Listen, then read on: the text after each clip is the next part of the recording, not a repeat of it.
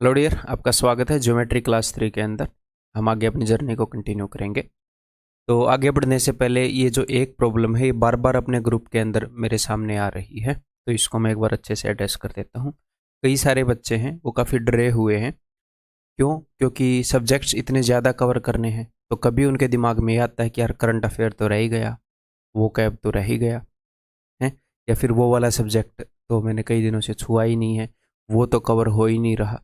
यानी कि कुल मिलाकर आप चीज़ों को मैनेज नहीं कर पा रहे हैं, या फिर कुल मिलाकर सामने इतनी सारे काम देखकर आप ओवरवेल्म्ड फील कर रहे हैं कि यार ज़रूरत से ज़्यादा काम हो गए हैं। थोड़ी सी इनसिक्योरिटी सी हो रही होगी कि यार पता नहीं ये इतने सारे काम कवर होंगे या नहीं होंगे। ठीक है, ये बिल्कुल नॉर्मल सी हैबिट है। ठीक है, कामों को मैनेज कैसे करना है मैंने स्टडी प्लान के अंदर आपको बताया हुआ है। ठीक है, जो अपना स्टडी प्लान है उसे अगर आप 100% फॉलो ना कर पाओ तो एटलीस्ट 70-80% उसको फॉलो करो, बाकी का 20-30% अपने अकॉर्डिंग आप उसको चेंज कर सकते हो। परसेंट टू परसेंट थोड़ी मोटी चीज़ें चेंज होंगी, बाकी मैंने मोटा मोटा बता दिया है। ठीक है, और मैथ्स मैं खुद पढ़ाता हूँ, फिर भी मैं क्या बोल रहा हूँ कि जितना मैं करवा रहा हूँ मैथ के बारे में भी मैंने आपको बताया है क्या, कि सिर्फ अपनी जो क्लास है वो लो, उसके क्वेश्चन एक बार सोल्व करो, जब पीडीएफ आ जाए तो एक बार और सोल्व करो। तो कितनी बार हो गए क्वेश्चन? टोटल 2 बार हो गए। फिर बाकी आप क्या करो, इसके अलावा सिर्फ मॉक्स करो।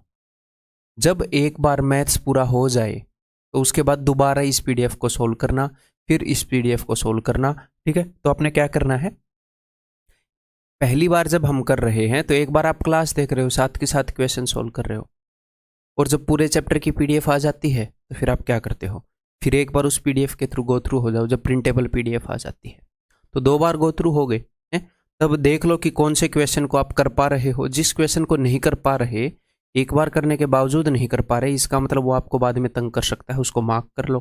तो आपको ऐसे क्वेश्चन भी मिल जाएंगे जो आपको तंग कर सकते हैं, ताकि उनको आप एग्जाम में जाने से पहले स्पेसिफिक क्वेश्चन भी आप रिवाइज करना चाहो तो आप रिवाइज कर पाओगे। ठीक है, तो फिलहाल मैथ का इतना है। उसके अलावा कोई भी नया क्वेश्चन मैथ का करना है तो मॉक्स के थ्रू करते रहो। मिक्स क्वेश्चन प्रैक्टिस करनी है, मॉक्स के थ्रू करते रहो। ठीक है, और बाकी सब्जेक्ट के ऊपर ध्यान दो, सारे सब्जेक्ट को लेकर चलना है। ठीक है, तो हमने क्या करना है, हमने बहुत सारी चीज़ों को देखकर डरना नहीं है।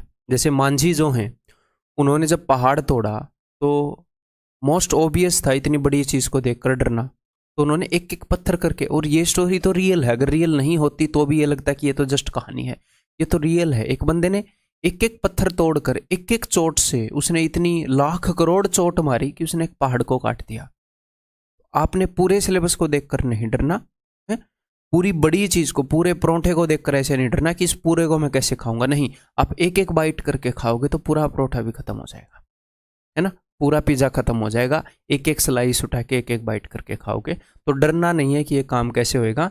बड़ी बाइट मारने की कोशिश नहीं करनी। ठीक है, तो जस्ट जितना आज आप कर सकते हो जो रियलिस्टिक है, सिर्फ वो करने की कोशिश करो।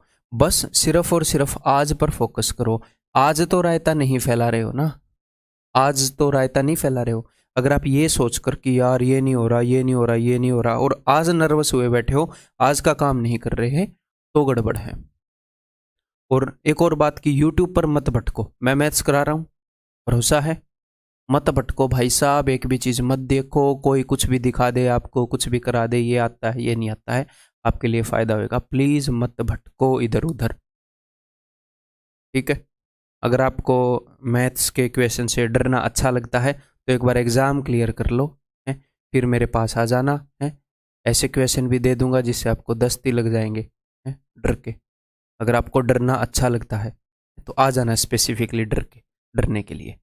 ठीक है, फिलहाल हम रिलेवेंट बढ़िया हर लेवल के क्वेश्चन, हर टाइप के क्वेश्चन जो कर रहे हैं वो आपके एग्जाम के लिए दी बेस्ट रहेंगे फिलहाल। ठीक है भाई, सिर्फ और सिर्फ आज पर फोकस करो, आज का काम करो। कल जब आएगा तो कल का काम कर लेना, परसों जब आएगा तो परसों का काम कर लेना। दैट्स इट, आपका काम हो जाएगा, जॉब मिल जाएगी, और क्या चाहिए। ठीक है, तो अब आगे बढ़ें जी, काम स्टार्ट करें।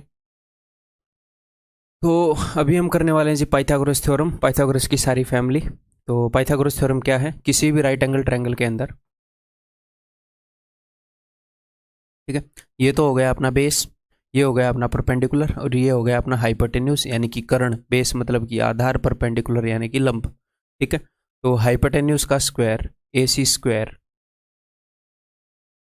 Is equal to AB square plus BC square. ठीक है, क्लियर है? ये आया कैसे वैसे ये सब नहीं बताऊंगा, बिकॉज उनकी जरूरत नहीं है। बिल्कुल बेसिक सा पाइथागोरस थ्योरम है, आपको नौवीं में पहली बार दिख जाता है ये। क्लियर है कि हाइपोटेन्यूज का square is equal to perpendicular का स्क्वायर, ये भी परपेंडिकुलर है ना, प्लस बेस का स्क्वायर। तो अब एग्जामिनर क्या करता है कि कई ऐसी वैल्यूज हैं जैसे कि 3, 4, 5, कई ऐसी वैल्यूज हैं जो पाइथागोरस थ्योरम को फॉलो करती हैं, कई नंबर हैं और वो इंटीजर हैं, तो इनको हम क्या बोलते हैं? Pythagorean triplets. ठीक है, अदरवाइज फ्रैक्शन वाली वैल्यू भी बतेरी होंगी जो पाइथागोरस थ्योरम को फॉलो करती हैं।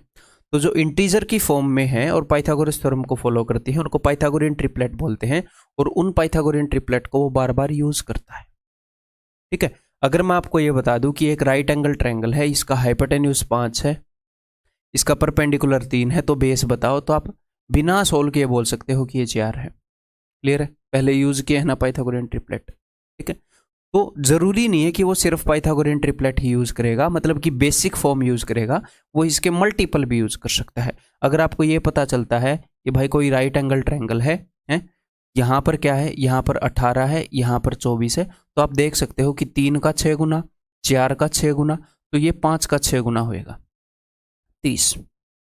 इसमें एक जगह होती है गलती करने की जहां पर कई बार स्टूडेंट गलती कर देता है। क्या गलती कर देता है कि वो ये गलती भी कर देता है कि भैया ये 5 है, ये 3 है, तो ऐसे 3, 4, 5 राइट एंगल ट्रायंगल है, तो ये 5 जो सबसे बड़ी साइड है भाई साहब, ये हाइपोटेन्यूज पर होनी चाहिए। ठीक है, यहाँ पर ये गलत हो जाएगा। कई बार जल्दबाजी में अगर एक राइट एंगल ट्रायंगल मिल रही है 8, 15, 17 की, तो कई बार कर देते हैं कि ये 8 है ऐसे ही। ठीक है, तो ये थोड़ा सा जल्दबाजी से बचना है। एक आधी बार ऐसा केस वो जानबूझ के दे देता है, या जैसे भी देता हो वो दे देता है ऐसा केस। तो जितने भी इंपॉर्टेंट पाइथागोरियन ट्रिपलेट्स हैं वो मैं सारे आपको यहाँ पर बताऊंगा। ठीक है, हमें ये नहीं रटने कि 3, 4, 5 का जो, अगर इसका मैं दूसरा मल्टीपल देखूं तो 6, 8, 10, तो आपको 6, 8, 10 नहीं रटना। ठीक है, आपको रटने ये हैं 6, 8, 10, ये आप वहां पर देख लोगे, धीरे धीरे ये भी याद हो जाएंगे। ठीक है, तो the most popular Pythagorean triplets का खिताब जाता है भाई साहब इन 4 पाइथागोरियन ट्रिपलेट को। सबसे पहले उसने ये 4 यूज करने स्टार्ट किए थे एग्जामिनर ने। आगे और ज्यादा पाइथागोरियन ट्रिपलेट यूज करने से पहले 3, 4, 5, 5, 12, 13, 7, 24, 25, 8, 15, 17, जिनमें ये सारे हाइपोटेन्यूज। देन उसके बाद ये वाले, ये देखो, ये वो यूज कर रहे हैं, और ये। तो 1 से लेकर 100 तक जितने भी पाइथागोरियन ट्रिपलेट हो सकते हैं वो सारे मैंने आपके सामने लिख दिए हैं। इसमें से कौन कौन से यूज हुए हैं, इसमें से मैक्सिमम यूज हो चुके हैं। क्लियर है? मैक्सिमम इसके अंदर यूज हो चुके हैं, और बाकी एक आधे अगर पाइथागोरियन ट्रिपलेट पीपीटी के ऊपर छूट गए हैं तो जो आपको नोट्स दिए हैं वहां पर मिल जाएंगे। ठीक है, तो आपको ये लिटरली रटने नहीं है, आपको इनके थ्रू बार बार गुजरना है ताकि आपको ये याद हो जाए। ठीक है, इनमें से काफ़ी पॉपुलर मैं अगर आपको बताना चाहूँ कि कौन से काफ़ी पॉपुलर हैं, ये तो पॉपुलर है ही हैं, इसके अलावा ये पॉपुलर है, ये पॉपुलर है, ये बहुत पॉपुलर है, ये बहुत पॉपुलर है। ठीक है, तो ये भी काफ़ी पॉपुलर हैं, ये 4 भी। मैं ये नहीं बोल रहा कि बाकी के यूज़ नहीं हुए हैं, बाकी के यूज़ हुए हैं, ये यूज़ हुआ है। ठीक है, लेकिन ये काफ़ी पॉपुलर है, आपको नज़र इन सब में से मारनी ही है, एक आधे आपको नोट्स के ऊपर भी मिल जाएंगे। ठीक है, और ये बिल्कुल ऑब्वियस सी बात है, जब आप बहुत ज़्यादा दिन इनके ऊपर नज़र नहीं मारोगे तो एक आधा आपके दिमाग से स्किप हो जाएगा। ये बहुत ही नेचुरल है, मेरे दिमाग से भी स्किप हो जाता है अगर मैं बहुत ज़्यादा दिन नज़र ना मारूँ तो। एक आधा जो डिफ़िकल्ट है, जो बड़ी वैल्यूज़ का है, वो बिल्कुल नॉर्मल बात है, आपने घबराना नहीं है। क्लियर है मेरे भाई? समझ में आ गई बात? जो अपनी नोट्स हैं वहाँ पर और आपको मिल जाएंगे। यहाँ पर एक चीज़ मैं और आपको बता देता हूँ आगे बढ़ने से पहले, वो चीज़ आपकी मदद कर देगी क्या? ट्रिक बता देता हूँ, 2 हैं, वो मैक्सिमम केसेस में लगेंगी। अगर पाइथागोरियन ट्रिपलेट का सबसे छोटा नंबर ओड है, सबसे छोटा नंबर ओड है, ठीक है, जैसे कि यहाँ पर रहा 3, तो इसका स्क्वायर क्या है, 3 का स्क्वायर, इसका स्क्वायर है 9। 9 को ऐसे दो हिस्सों में तोड़ दो जिनमें एक का गैप है 4 और 5, तो ये पाइथागोरियन ट्रिपलेट बन जाएगा। सर कब कब ये बनेगा, 100% बनेगा। किसी भी ओड नंबर को पकड़ो, 11, 11 का स्क्वायर क्या है, 11 का स्क्वायर है 121। 121 को इसमें से मैंने एक उठा लिया, बच गया 120, तो 60 और 60 जो एक उठाया था वो इसको दे दिया, 11 60 61, ये रहा। 9 का स्क्वायर है 81, देखो 40 और 41 81, ठीक है। 5 का स्क्वायर है 25, देखो इन दोनों का सम 25। 7 का स्क्वायर, तो ऐसे अगर आप पाइथागोरियन ट्रिपलेट बनाना चाहोगे तो हमेशा पाइथागोरियन ट्रिपलेट बनेगा। लेकिन सारे पाइथागोरियन ट्रिपलेट ऐसे बने हुए नहीं होते कि भी सारे ही ऐसे बन रहे, नहीं। ऐसे जो भी बनाओगे वो पक्का पाइथागोरियन ट्रिपलेट होगा, उसमें दो राय है ही नहीं कि वो नहीं होगा, उसको होना ही पड़ेगा, ठीक। लेकिन सारे ऐसे नहीं बनते। एक और छोटी सी चीज बताऊं, अगर इवन नंबर आप उठाते हो तो क्या करो, उसका स्क्वायर करो, फिर उसके स्क्वायर को हाफ कर दो, फिर जो भी आएगा। अब आप इसको ऐसे तो तोड़ नहीं सकते कि जिनके बीच में एक का गैप है, इवन नंबर है, नहीं तोड़ सकते, फ्रैक्शन में आ जाएगा। तो इसको ऐसे 2 नंबर में तोड़ दो जिनके बीच में 2 का गैप है, अगर इवन है तो इसमें से मैंने 2 छीन लिया, 30 बच गया। 30 को आधा आधा किया, 15 15, और एक को 2 दे दिया, 15 और 17। तो बताओ आया कि नहीं आया। तो इनमें से जो भी आपने याद करने हैं ना, उनमें से मैक्सिमम पाइथागोरियन ट्रिपलेट इन 2 तरीकों से आप क्रिएट कर सकते हो। मैक्सिमम उनमें से क्रिएट कर सकते हो, सारे क्रिएट नहीं कर पाओगे, ठीक है। जनरल सर ये कैसे बनते हैं, इसके अलावा और भी तरीके हैं बनाने के, तो जनरल तरीका मैं बता दूंगा, लेकिन ये तरीके आपको पता होने चाहिए थे जो मैंने आपको बता दिए। इवन से स्टार्ट होएगा तो स्क्वायर का हाफ करो, ऐसे 2 नंबर में तोड़ दो जिनमें 2 का गैप है। ओड से स्टार्ट करोगे तो उसका स्क्वायर करो, ऐसे 2 नंबर में तोड़ दो जिनमें 1 का गैप है, ठीक है। कहाँ से सीखा, बस वैसे ही पढ़ाते पढ़ाते, ठीक है, चीज़ें हो जाती हैं स्ट्राइक। द नेक्स्ट, आगे बढ़ने से पहले भाई 3 4 5 is the only triplet forming an AP. यहां पर एन आएगा, एन, ठीक। 3 4 5 इकलौता ऐसा ट्रिपलेट है जो अरिथमेटिक प्रोग्रेशन में है, जिसमें ऐसा गैप है, यहां पर भी 1 का गैप, यहां पर भी 1 का गैप। तो जब आप इसके मल्टीपल लोगे, इसका दूसरा मल्टीपल लोगे तो 6 8 10, ये भी एपी फॉर्म करेगा। इसका 10वां मल्टीपल लोगे तो 30 40 50, ये भी। अगर इसके बीच में 1 का गैप है तो 3 4 5 वाला है। अगर एपी के अंदर 10 का गैप है तो इसका मतलब 3 4 5 का 10वां मल्टीपल यूज किया है। तो कभी भी राइट एंगल ट्रायंगल की साइड्स एपी में मिले और सारी इंटीजर हैं, ये 3 4 5 का मल्टीपल है। एपी में जो भी पाइथागोरियन ट्रिपलेट है 3 4 5 का मल्टीपल है। सर क्या यूज हुआ है, डेफिनेटली यूज हुआ है, ठीक है। तो जिसको ये चीज पता है वो जल्दी कर लेगा, बिना वहां पर अज्यूम किए कर लेगा क्वेश्चन को, ठीक है। नेक्स्ट, एक ये रिजल्ट है जो बार बार यूज हो रहा है आज के दिन। तो देखो जरा, यहां पर अपने पास एक राइट एंगल ट्रायंगल है ए बी सी, ओके जी। तो मैंने क्या किया, मैंने एक पॉइंट लिया पी और एक पॉइंट लिया क्यू। सर ये कहां पर लिए, मिड पॉइंट है, क्या है, ये रैंडम पॉइंट्स हैं, ये मिड पॉइंट नहीं है, ये कुछ नहीं है, ये रैंडम पॉइंट्स है, आप कहीं पर भी ले सकते हो, ओके जी।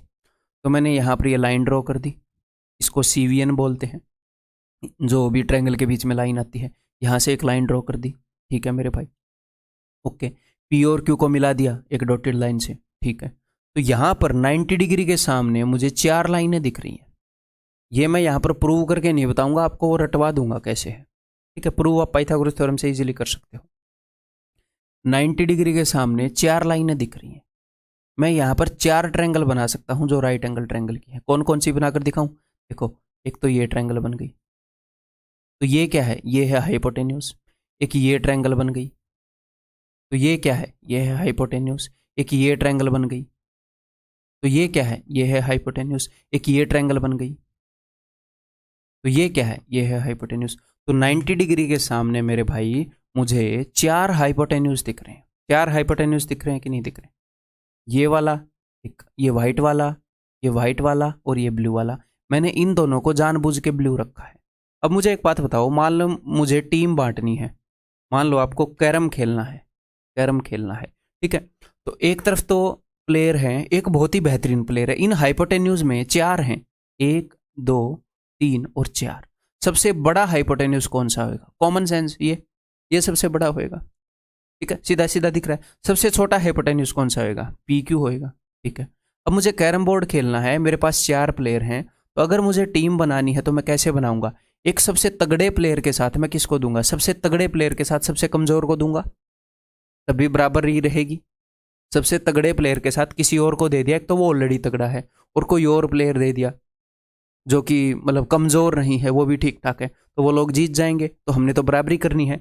तो सबसे बड़े हाइपोटेन्यूज को, जो ये ब्लू वाला है, उसको सबसे छोटे हाइपोटेन्यूज के साथ टीम बनाओगे तो सबसे तगड़ा और सबसे कमज़ोर और दो एवरेज प्लेयर, तो उनकी टीम ठीक ठाक, उनकी लड़ाई होएगी, ठीक ठाक कॉम्पिटिशन होएगा। तो यहाँ पर A C square plus P Q square, कहाँ है भाई, A C square plus P Q square, सबसे छोटे वाला सबसे बड़े वाला, इज इक्वल टू जो आपने बीच में दो लाइनें खींची थी, जो आपने बीच में दो लाइनें खींची थी। फिर समझ में आ गई बात। सर इसको प्रूव कैसे कर सकते हैं, पाइथागोरस थ्योरम से इजीली प्रूव कर सकते हैं, बहुत बड़ी बात नहीं है। यहाँ पर इन्हीं की वैल्यूज लिख लो ऐसे। ए सी स्क्वायर जो है वो क्या है, ट्रायंगल के अंदर हाइपोटेन्यूज है, तो ए सी स्क्वायर की वैल्यू लिख लो, A B square plus B C square लिखोगे, अभी प्रूव हो जाएगा 2 सेकंड। हमें याद करने से मतलब था, तो याद आपको हो चुका है मेरे हिसाब से। क्लियर है, समझ में आ गई बात। कल को वो पी और क्यू को अगर मिड पॉइंट ले ले, पी और क्यू को मिड पॉइंट ले ले, तो भी ये लागू होगा। क्यों? क्योंकि ये तो रैंडम पॉइंट्स पर, ये तो हर जगह लागू हो रहा है। तो इसके और भी रूप आपको देखने को आ सकते हैं सामने। कैसे बताऊं? देखो मैं इसको ऐसे लिखता हूं। सबसे पहला रूप हो गया, बीच वाली है ये, A P square plus C Q square is equal to, यहां पर मेरे साथ आपने भी दिमाग लगाना है, ठीक है। मान लिया आप में थोड़ा सा कम है दिमाग, फिर भी लगा दो, अपने थोड़े से को भी लगा दो।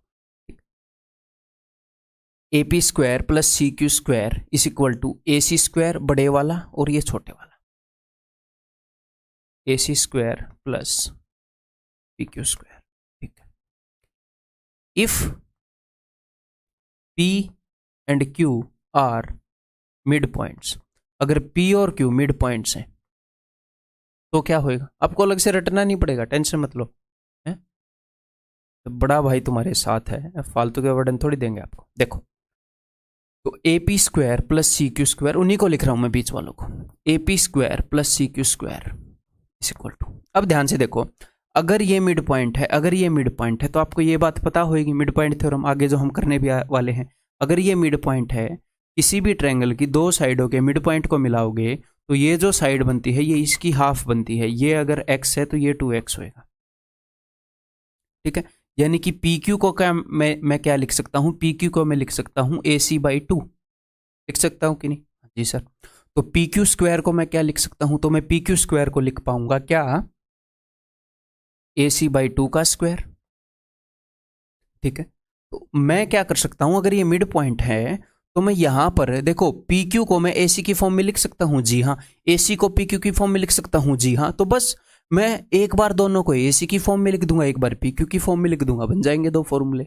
रटने क्यों है, ये बेसिक अगर हमें याद है तो पी क्यू को मैं लिख सकता हूं ए सी स्क्वायर बाई 4, तो ये तो 1/4 ए सी स्क्वायर, यहां पर ए सी स्क्वायर, तो ये हो गया 5/4 ए सी स्क्वायर। या फिर दूसरा, अगर मैं दोनों को लिखना चाहूं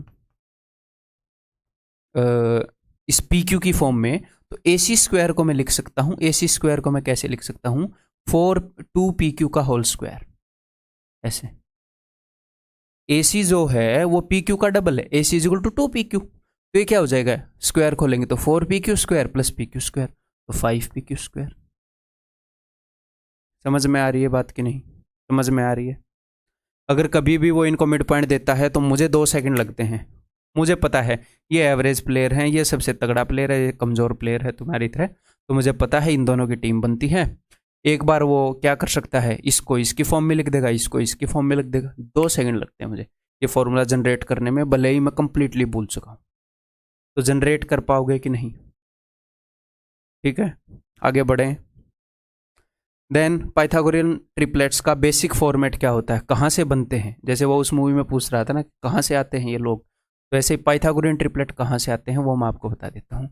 इस फॉर्मूले से सारे पाइथागोरियन ट्रिपलेट आप जनरेट कर पाएंगे। अगर आप ए और बी की अलग अलग वैल्यूज पुट करेंगे तो सारे पाइथागोरियन ट्रिपलेट आप जनरेट कर पाएंगे। तो हमें यहाँ से पाइथागोरियन ट्रिपलेट जनरेट नहीं करने, ये टेंशन मत लो। हमें क्या करना है, जस्ट इसका बेसिक फॉर्मेट याद करना है, ये ट्रिग्नोमेट्री में यूज होएगा। कभी कभी वो आपको ऐसे बता देगा क्या कि sine theta is equal to, let this with theta, is equal to 2ab upon sine theta क्या होता है, perpendicular upon hypotenuse a square plus b square. तो आपको राइट एंगल ट्रायंगल बनानी आनी चाहिए। कभी कभी b की जगह एक यूज कर देगा, a की जगह एक यूज कर देगा, तो आपको पता होना चाहिए कि ये सारी वैल्यूज पाइथागोरियन ट्रिपलेट फॉर्म करती हैं। ठीक है, चेक करके देख लो। इसके स्क्वायर में से, हाइपोटेन्यूज के स्क्वायर में से इसका स्क्वायर घटाऊंगा तो क्या आएगा, a प्लस बी के स्क्वायर में से a माइनस बी का स्क्वायर घटाऊंगा तो 4ab आता है। तो इसके स्क्वायर में से इसका स्क्वायर घटाऊंगा तो आएगा 4a स्क्वायर b स्क्वायर। यहाँ पर a स्क्वायर है, b स्क्वायर है, और उसका अंडर रूट लूंगा तभी तो साइड आएगी, आ गया 2ab। समझ रहे हो? आर यू समझिंग दिस और नॉट? क्लियर है भाई? अब नेक्स्ट, पाइथागोरियन के दो भाई भी हैं। पाइथागोरियन ये जो थ्योरम है इसके कजन है। ये पाइथागोरियन कजन थ्योरम नहीं है, मैं वैसे ही मतलब मैंने अपने लिए लिखा है। मतलब जो पाइथागोरस है उसी के जैसे जो चीज़ें हैं यहीं पर मैं आपको करवाऊंगा। ठीक है, मैथमेटिकली इसको गूगल मत करने लग जाना, पाइथागोरियन कजन थ्योरम। ठीक है, चलिए, तो पाइथागोरस थ्योरम आपको पता है। देखो, लेट दिस बी ए, ये है बी, ये है सी। तो हमें एक बात पता है, हमें क्या पता है कि ए सी का square is equal to A B का स्क्वायर प्लस बी सी का स्क्वायर। क्लियर है? अगर राइट एंगल ट्रायंगल है तो ए सी का square is equal to A B का स्क्वायर प्लस बी सी का स्क्वायर। तो मैं आपको बता रहा हूँ पाइथागोरस थ्योरम को हम कैसे एक्सटेंड करेंगे। अगर वो इस एंगल को बदल देता है, 90 डिग्री के एंगल को बड़ा या छोटा कर देता है, तो भी रिलेशनशिप को हम कैसे याद रखेंगे, ये मैं आपको बता रहा हूँ। देखो, तो यहाँ पर मैं क्या करूँगा, यहाँ पर देखो मैंने क्या किया, ये जो ए बी है इसको बस ऐसे कर दिया, मैंने बीच वाले एंगल को बड़ा कर दिया बस। तो ए बी की लंबाई तो उतनी ही रहेगी, मैंने सिर्फ और सिर्फ पकड़ के इसको ऐसे किया है। तो मुझे एक बात बताओ, ए बी की लंबाई तो उतनी ही रहेगी और बी सी की लंबाई भी उतनी होगी, लेकिन अगर एंगल को बड़ा कर दिया, मुंह खोल दिया, तो जो सामने वाली साइड है सी ए, ये बड़ी हो जाएगी। बड़े एंगल के सामने बड़ी होती है भाई, एंगल का मुंह खोल दोगे तो बड़ी हो जाएगी। तो यहां पर क्या हुआ, यहां पर ए सी बड़ी हो गई। तो हाइपोटेन्यूज क्या होती है, हाइपोटेन्यूज होती है लार्जेस्ट साइड, ट्रायंगल की सबसे बड़ी भुजा। तो ये जो मैं आपको थ्योरम बता रहा हूं ये लार्जेस्ट साइड के ऊपर लागू होता है। यहां पर लार्जेस्ट साइड क्या होगी, ऑब्वियसली ये 90 से भी बड़ा कर दिया एंगल तो एसी होगी। तो ए सी स्क्वायर, मुझे एक बात बताओ कि ए बी का स्क्वायर और बी सी के स्क्वायर का जो सम है वो तो सेम ही रहा। हाँ जी सर, इनके स्क्वायर का सम तो सेम ही रहा। अब मेरी बात को ध्यान से सुनिएगा, अगर ये एंगल 90 डिग्री का होता है तो ए बी का स्क्वायर प्लस बी सी का स्क्वायर एग्जैक्टली ए सी स्क्वायर के बराबर बैठता है। अगर आप इस एंगल को 90 से बढ़ा दोगे तो ए सी की वैल्यू तो बढ़ जाएगी। तो ए सी का स्क्वायर तो क्या होएगा, इसको थोड़ा सा उल्टा लिख लेते हैं, उल्टा लिख लेते हैं, आपको अच्छे से समझ में आएगा। अगर ये एंगल 90 के बराबर होता है तो ए बी का स्क्वायर प्लस बी सी का square is equal to A C का स्क्वायर। ठीक, अगर ये एंगल 90 से बड़ा, या फिर नहीं यार, नहीं नहीं नहीं नहीं नहीं, नहीं, ये ऐसे मैं आपको समझाने में यूज करूंगा बस, नहीं ऐसे ही लिख लेते हैं, ऐसे ठीक रहेगा। A C square is equal to A B square, नहीं कंफ्यूज हो जाएंगे कई बंदे। ठीक है, तो सबसे बड़ी साइड है वो A B square plus B C square के बराबर होएगी अगर एंगल 90 डिग्री के बराबर है। सबसे बड़ी साइड है ए सी स्क्वायर, वो बड़ी होएगी A B square plus B C square से अगर एंगल 90 से बड़ा है। भैया अगर एंगल 90 से बड़ा आपने कर दिया तो हाइपोटेन्यूज बड़ा हो जाएगा इनके स्क्वायर से, एंगल 90 के बराबर था तो ये बराबर था। तो अब अगर इसी तरह आपने एंगल को छोटा कर दिया ऐसे तो क्या होएगा, तो ए बी और बी सी की लंबाई तो उतनी ही रही, ए सी की लंबाई घट गई। तो इस केस में अगर एंगल 90 से छोटा है तो भाई A C square is less than A B square plus B C square. तो इस रिलेशनशिप को याद रख लोगे, रटने की जरूरत है कि नहीं? बिल्कुल भी नहीं है रटने की जरूरत। क्लियर है? तो बस, तो अब सवालों को रगड़ते हैं, आ जाओ आ जाओ, मोड में करते हैं इससे रिलेटेड सारे सवाल। The sides of a triangle are in this ratio. तो ट्रायंगल की साइड्स जो है इस रेशियो में है, तो हमें बताना है ट्रायंगल कैसी है, एक्यूट, राइट एंगल्ड। तो हमें सबसे बड़ी साइड को पकड़ना है, सबसे बड़ी साइड। मैंने जो आपको चीज़ बताई वो सबसे बड़ी साइड के हिसाब से बताई। तो सबसे बड़ी साइड का स्क्वायर देखो वो है 36, बाकी की दो साइडों के स्क्वायर का सम देखो, 3 का स्क्वायर क्या है 9, 4 का स्क्वायर क्या है 16, ये है 25। तो सबसे बड़ी साइड का स्क्वायर बाकी की साइड के स्क्वायर से बड़ा है। अच्छा, इसका मतलब वो एंगल भी 90 से बड़ा है। बड़ी साइड के सामने वाला जो एंगल है वो 90 से बड़ा है। और वो कौन सा एंगल है? वो सबसे बड़ा है। अगर मुझे ट्रायंगल के सबसे बड़े एंगल के बारे में पता चल जाए तो ट्रायंगल पता ही चल गई। अगर सबसे बड़ा एंगल ही एक्यूट निकले तो ट्रायंगल तो एक्यूट है ही। अगर सबसे बड़ा एंगल ऑब्ट्यूस निकला तो ट्रायंगल ऑब्ट्यूस है। एक ही एंगल चाहिए होता है ऑब्ट्यूस होने के लिए। तो ये बड़ा निकला तो इसका मतलब वो एंगल 90 से बड़ा है, तो ऑब्ट्यूस एंगल ट्रायंगल है। क्लियर है मेरे भाई? ये बता रहा हूं मैं, ये बड़ा निकला ना सबसे बड़ी साइड का स्क्वायर बाकी के स्क्वायर के सम से, इसका मतलब एंगल 90 से बड़ा है। ये बताओ। कभी कभी एग्जामिनर ऐसी गुस्ताखी करता है, the angles of a triangle are in this ratio 3, 4, 5, और बच्चे बहुत ही खुश होकर ऐसे राइट एंगल ट्रायंगल मारते हैं कि पापा मेरा पेपर अच्छा गया, ऐसे ही बोल देते हैं। यहाँ पर उसने एंगल्स का रेशियो दिया है ना कि साइड्स का। ठीक है, तो आपने ध्यान से पढ़ना है क्वेश्चन को, एक्चुअल में आया हुआ क्वेश्चन। ठीक है, तो उसने एंगल्स का रेशियो दिया है। अगर साइड्स का रेशियो ये हो तो राइट एंगल ट्रायंगल होती है। अब एंगल्स का है तो देखेंगे ना एंगल्स क्या क्या है। तो 5 और 4 9 और 3 12, तो 180 सारे एंगल्स का सम होता है। तो 15 गुना होंगे एंगल्स इनसे। तो 15 3 45, 15 चौके 60, 15 5 75। बताओ ट्रायंगल कैसी है? Acute angle triangle. ठीक, क्लियर है? तो शांति से पेपर पढ़ने का कोई सब्स्टिट्यूट नहीं है। शांति से क्वेश्चन सारे पढ़ने पड़ेंगे, इजी हो मुश्किल हो। ठीक है, मान लो एक इजी क्वेश्चन है, बहुत ही इजी क्वेश्चन, मैं आपको बोलूं कि ठीक है इतना इजी है कि बिना पढ़े उत्तर दे दो। क्वेश्चन कितना भी इजी हो, कितना भी इजी हो, पढ़ना तो पड़ेगा, समझना तो पड़ेगा। ठीक है, समझना तो पड़ेगा ही ना। अगर मैं फ्रेंच में आपसे ये पूछूं कि आपका नाम क्या है, तो आप नाम भी ना बता पाओ। क्यों? क्योंकि आप क्वेश्चन को समझे ही नहीं, क्योंकि वो दूसरी लैंग्वेज में था। और क्वेश्चन सिंपल कितना था, आपसे आपका नाम पूछा था।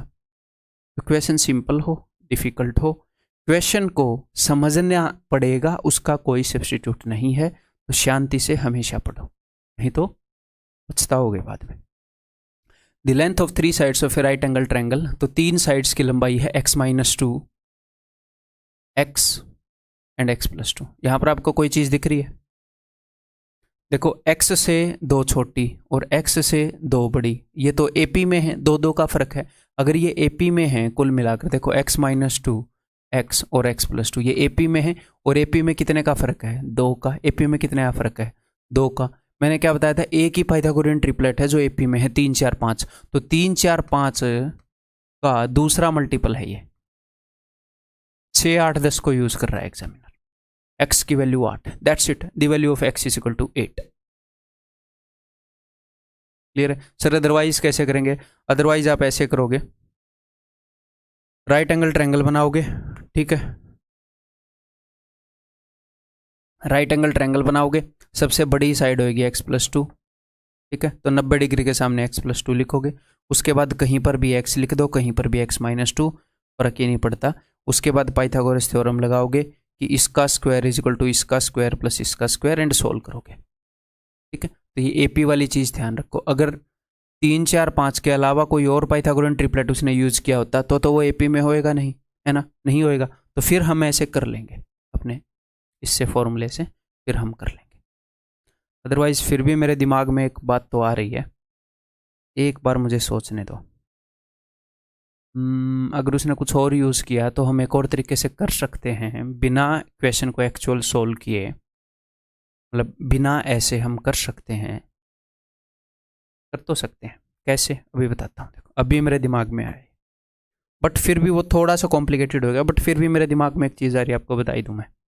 ठीक है, मान लो फॉर एग्जाम्पल मैं आपके सामने इक्वेशन बनाता हूँ। देखो, मान लो 5 12 13 का ट्रिपलेट मैंने ले लिया है। ठीक है, तो इन दोनों के बीच में कितने आ गैप है? 7 का। इन दोनों के बीच में कितने आ गैप है? 1 का। तो यहाँ पर ये एपी में है 2 2 का गैप। ऐसे हम एग्जाम में करेंगे नहीं, जस्ट थोड़ी सी ब्रेन स्टॉर्मिंग करवा रहा हूँ आपकी, बस इसको दिल पर मत लेना। ठीक है, तो अगर गैप का रेशियो 1:7 निकले तो ये वाला ट्रिपलेट होगा। तो क्या हम हर एक ट्रिपलेट के गैप का रेशियो याद कर सकते हैं? नहीं। ठीक है, तो जस्ट वैसे ही मेरे दिमाग में स्ट्राइक हो गया ना, तो भी किया जा सकता है, बट ये याद करने के लायक वैल्यूज़ नहीं है। तो यहाँ पर ऐसा कर सकता है ना एग्जामिनर, इसको x दे दे, ये x-14 हो गया, और ये x+2 हो गया। तो यहाँ पर गैप कितना है? यहाँ पर 2 का है, यहाँ पर कितने का है? 14 का है, 1:7 है। तो 5 12 13 का डबल वाला यूज़ किया है, तो x की वैल्यू 24 है। अब देखो, अगर मेरा दिल करे, आपके सामने ये मेरे को स्ट्राइक हुआ, आपके सामने ही कर रहा हूँ, अगर मेरा दिल करे तो इसके ऊपर 5-6 क्वेश्चन मैं बना सकता हूँ कि नहीं? बना सकता हूँ। आप फ्लैट इम्प्रेस्ड, कोर्स में करवा दूंगा, बट ये एग्जाम में इसका यूज़ नहीं हुआ है भाई, फिलहाल तक तो ऐसा कुछ इसको याद करने की ज़रूरत है नहीं। ठीक है, तो इन कामों से मैं बचता हूँ। ये नहीं है कि ये टिप्स एंड ट्रिक्स मेरे दिमाग में नहीं आती, बहुत आती हैं भाई, बहुत। ठीक है, काम ही ये है अपना, क्यों नहीं आएंगे? है? चलो, ABC is a triangle. Okay, काफ़ी घिसा पिटा पुराना क्वेश्चन है। ABC is a triangle, AB is equal to 5, AC is equal to under root 41 and BC is equal to 8. AD is perpendicular to BC. ठीक है, what is the length of AD? तो AD की लंबाई क्या होगी? तो यहाँ पर आप हिट एंड ट्रायल भी कर सकते हैं। हिट एंड ट्रायल कैसे कर सकते हैं? देखो, 90 डिग्री के सामने 5 है। क्यों? क्योंकि बहुत ज़्यादा चांसेस होते हैं कि आपके जो पाइथागोरियन ट्रिपलेट है उनको वो यूज़ करता है। 3 4 5 है, 8 15 17, इन पाइथागोरियन ट्रिपलेट को वो यूज़ करता है, मतलब कि सारों को ही। अगर आपको कभी भी हाइपोटेन्यूज 41 मिले तो आपको स्ट्राइक होना चाहिए कि भाई 9 40 41 वाला तो नहीं है। ऐसे यहाँ पर हालांकि अंडर रूट 41 है, 41 नहीं है। ठीक है, जस्ट मैं एग्जाम्पल बता रहा हूँ कि हाइपोटेन्यूज अगर ये मिले तो एक बार के लिए आपके दिमाग में आना चाहिए कि कहीं 9 40 41 तो यूज़ नहीं कर लिया भाई ने। ठीक है, तो यहाँ पर अगर ये 5 है तो मैं ऐसे देख सकता हूँ कि 3 4 5, 3 4 5 तो नहीं है, या फिर ऐसे भी हो सकता है 3 4 5, ऐसे भी हो सकता है। तो मैं पहले किसी एक को चेक करूंगा इनमें से, 3 4 5 की पॉसिबिलिटी, फिर 3 4 5 की पॉसिबिलिटी। फिर पहले कौन सी करोगे? किसी भी एक को करोगे, हमें थोड़ी पता है किसके ऊपर क्वेश्चन सेट है। ठीक है, तो आप ऐसे चेक कर सकते हो कि 3 4 5 ये तो सेटिस्फाई हो गया। अब ये सेटिस्फाई होएगा कि नहीं? 8 में से 3 यहाँ खर्च हो गया, 5 यहाँ पर है, तो 5 का स्क्वायर 25, 4 का स्क्वायर 16, क्या इन दोनों का सम उसके स्क्वायर के बराबर आ रहा है? यानी कि यही वैल्यू सेट है। एक्चुअल एग्जाम में पूछा गया क्वेश्चन है, तो कई बार आपको ऐसे भी मिल जाएगा। तो यहाँ पर उसने AD की लंबाई पूछी है, दैट इज 4। ठीक है, या फिर दूसरा ऑल्टरनेटिव आपके पास क्या था? दूसरा ऑल्टरनेटिव आपके पास ये था, आप ऑप्शंस यूज कर सकते थे। ऑप्शंस यूज करके कि भाई AD की लंबाई उसने पूछी है क्या है, हाँ, लेकिन यहाँ पर ऑप्शन नहीं। आप पहले 12 लेते, 12 तो हो ही नहीं सकता था, 6 भी हो नहीं सकता था, ये तो कट ही जाते। देख रहा हूँ मैं, कर सकते। अच्छा, यहाँ पर पॉसिबल ही एक है, ये एक राइट एंगल ट्रायंगल है, इसके अंदर सबसे बड़ी साइड 90 के सामने वाली होगी, तो ये जो साइड है AD, ये 5 से छोटी होनी चाहिए। देखो यार, एक्चुअल क्वेश्चन है, सीधा सीधा कट रहा है। अब ध्यान दिया मैंने, सीधा सीधा कट रहा है, ये सिर्फ एक ही पॉसिबल है। CGL 2017 टीयर 2 का है। तो अगर एग्जाम में ऐसे स्ट्राइक हो जाए तो वेल एंड गुड, बहुत ही बढ़िया, लेकिन मैं इसके भरोसे आपको वहां भेज नहीं सकता। समझ रहे हो मैं क्या बोलता हूँ? अब इस क्वेश्चन में एक कमजोरी है कि सारे 5 से बड़ा है, मैं सिर्फ ये करवा के आगे बढ़ जाऊं। अब हमेशा थोड़ी ना 5 से सारे बड़े देगा या बराबर देगा, आना तो चाहिए ना सोल्व करना। कमजोरी पकड़ में आ गई, वेल एंड गुड, अदरवाइज आना भी चाहिए। ठीक, देखो, अदरवाइज हम इसको कैसे कर सकते हैं? मैं इसको मान सकता हूं कि भाई ये x है, ये क्या हो जाएगा, ये 8 माइनस एक्स हो जाएगा, ये पूरी 8 है। तो यहां पर भी इस ट्रायंगल में भी AD है, इस ट्रायंगल में भी AD है, तो दोनों तरफ से आप AD की लंबाई को कंपेयर कर दो, पाइथागोरस थ्योरम लगा दो। 5 का स्क्वायर माइनस एक्स का स्क्वायर, 25 माइनस एक्स स्क्वायर, ये AD का स्क्वायर आ जाएगा ना, हाइपोटेन्यूज माइनस इसका स्क्वायर, और इस ट्रायंगल से AD का स्क्वायर क्या आएगा? 41 माइनस 8 माइनस एक्स का स्क्वायर, एंड आगे आप x की वैल्यू निकाल। क्लियर है? क्वाड्रेटिक इक्वेशन आप सोल्व कर लोगे, इतना मैं इमेजिन कर रहा हूँ। यहाँ पर क्वाड्रेटिक भी सोल्व करने की जरूरत नहीं पड़ेगी, एक्स स्क्वायर से एक्स स्क्वायर कट जाएगा, आगे आप कर लोगे। ये बताओ भाई, a ladder 6.5 metre long is standing against a wall, the distance between the base of the ladder and the wall. तो ये दीवार है, लैडर कितनी लंबी है? 6.5 मीटर लॉन्ग, ठीक है जी, और बेस जो है दीवार से 5.2 की दूरी पर है जी। तो यहाँ पर देखो, 13 चौके 52, 13 पांजे 65, 4 5 3 है ना, 3 4 5, तो 13 3 39। इस पॉइंट को भूल जाओ भले ही है, 13 3 39, 13 चौके 52, 13 पांजे 65, 4 5 3, तो हमें सोल्व नहीं करना पड़ा अगर हमें ट्रिपलेट याद है तो 4 5। If the top of the ladder now slips by 1.4 metre, अगर लैडर का टॉप 1.4 मीटर से स्लिप हो जाए, ये टॉप मान लो यहाँ पर टॉप आ जाए, तो लैडर थोड़ी सी ऐसे आगे खिसक जाएगी, है ना। तो ये टॉप कितना स्लिप हो गया, ये 1.4 मीटर स्लिप हो गया। तो 3.9 माइनस 1.4 ये कितना होएगा भाई, ये हो जाएगा जी 25। ठीक है, अब लेडर की लंबाई तो 6.5 ही है ना, ये वाइट वाली भी वही लेडर है, या ग्रीन वाली भी वही लेडर है, ये तो 6.5 ही है। अब देखो पॉइंट को एक टाइम के लिए भूल जाओ, ये क्या है, ये है 5 का 5 गुना, और ये है 13 का 5 गुना। अच्छा 5 12 13 याद है, 5 13, तो ये 12 का 5 गुना होगा। तो 12 पंजे कितने होंगे, 12 पंजे 60। अब मैंने बोला था पॉइंट को भूल जाओ, पॉइंट को याद कर लो दोबारा से, सोल्व करने के लिए जस्ट पॉइंट को बोला था। तो 6, तो ये पूरा अगर 6 मीटर है तो 6 minus 5.2 0.8 metre, that is your answer. ठीक है, पाइथागोरस थ्योरम भी यूज़ कर सकते हैं, लेकिन हमें इतनी कैपेबिलिटी होनी चाहिए कि ट्रिपलेट्स को यूज़ कर पाए। ठीक है, फिर कोई फ़ायदा नहीं है अगर उनको आप यूज़ नहीं कर पाए। A ladder is resting against a vertical wall and its bottom is 2.5 metre away. ठीक है भाई, इसका बॉटम 2.5 मीटर अवे है। If it slips 0.8 metre down the wall, अगर ये 0.8 मीटर स्लिप डाउन कर जाए, its bottom will move away. ठीक है भाई, अगर ये स्लिप कर जाए तो इसका बॉटम जो है वो 0.4 दूर, 1.4 दूर स्लिप कर जाएगा, और ये 0.8 मीटर अगर नीचे स्लिप कर जाएगा। ठीक है, what is the length of the ladder, तो लेंथ की लेडर क्या है, सारी वैल्यूज़ मैंने लिख ली, हाँ जी लिख ली। तो यहाँ पर आप तो एक तो आपने ये बात ध्यान रखनी है कि ये जो लेडर है इसकी लंबाई सेम है, कि A C is equal to D E, ये बात आपने ध्यान रखनी है। क्लियर है मेरे भाई। और अब हम देखते हैं, और दूसरी बात, आप इन पॉइंट्स को भूल सकते हो, ठीक है, बाद में पॉइंट लगा देंगे कैलकुलेट करके। तो 2.5 एंड 1.4, तो ये कंप्लीट लंबाई कितनी होगी, ये होगी जी 3.9 39, तो 13 का मल्टीपल 3 पॉइंट, यहाँ पर 13 का मल्टीपल क्या कर रहा है देखते हैं भाई। ठीक है, what is the length of the ladder, तो यहाँ पर मैं क्या करूँगा, यहाँ पर भाई साहब मैं ऑप्शन यूज़ करूँगा। अदरवाइज मैं क्या कर सकता हूँ, मैं पाइथागोरस थ्योरम भी यूज़ कर सकता हूँ। पाइथागोरस थ्योरम कैसे यूज़ करेंगे एक बार वो मैं आपको बता दें। आप क्या करोगे, आप बी डी की लंबाई x मान लोगे। ठीक है, बी डी की लंबाई x मान ली, तो लेडर की लंबाई आप लिख सकते हो, ट्रायंगल एबीसी में देखो, ट्रायंगल एबीसी के अंदर लेडर की लंबाई है ए C square is equal to इस चीज़ का स्क्वायर प्लस इसका स्क्वायर, वो लेडर की लंबाई होगी। और ट्रायंगल डी बी सी के अंदर डी ई, ये भी लेडर की लंबाई है, तो इसको भी आप लिख पाओगे इसका स्क्वायर प्लस इसका स्क्वायर, और लेडर की लंबाइयों को कंपेयर कर दोगे, एक्स की वैल्यू आ जाएगी, एक्स की वैल्यू यहाँ पर रखोगे, लेडर की लंबाई निकाल लो। ठीक है, लेकिन वो तरीका नहीं है जो हम एग्जाम में फॉलो करेंगे, हम ऑप्शन यूज़ करेंगे। चलिए ऐसे देखते हैं।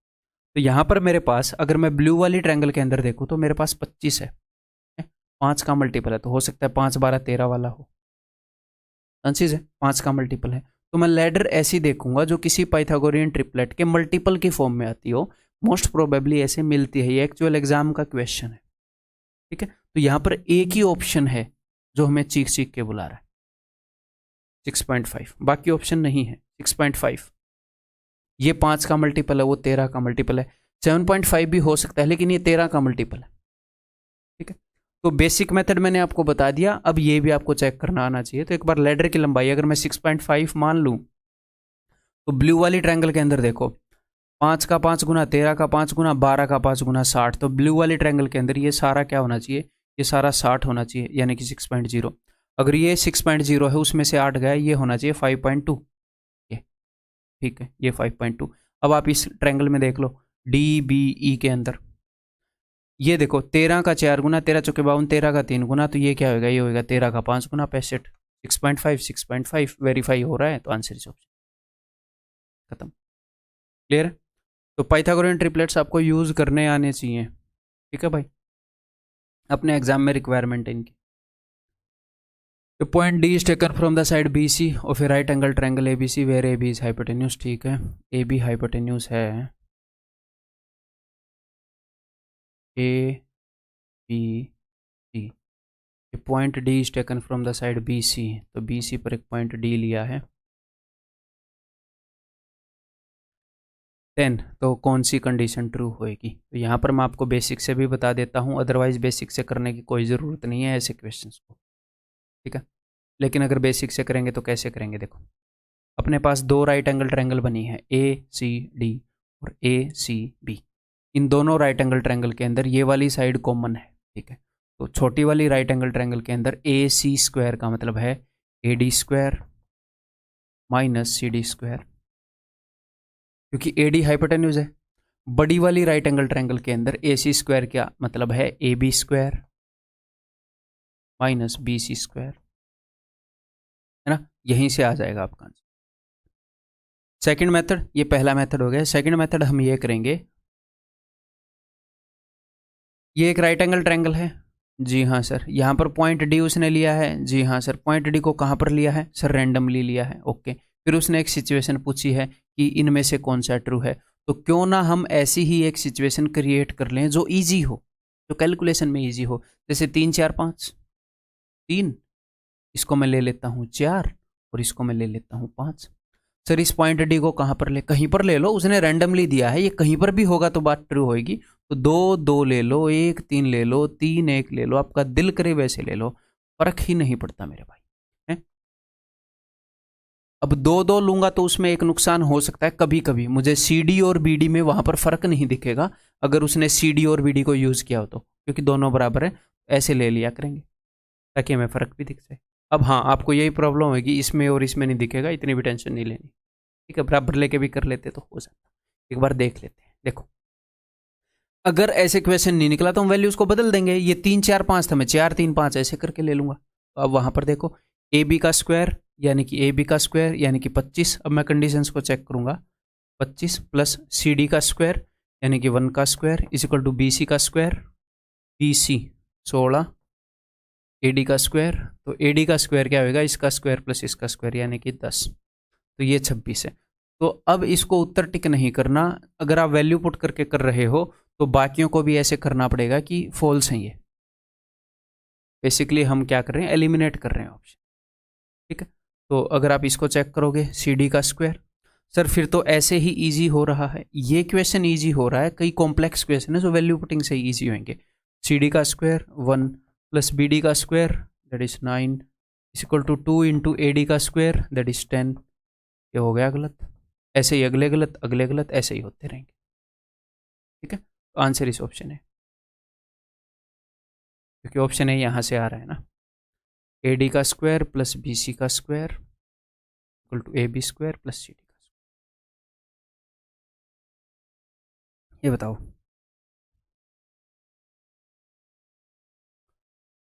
इन right angle triangle A B C angle B is equal to 90, okay जी। P and Q R points on the sides A B and A C respectively, then तो कौन सा ट्रू है?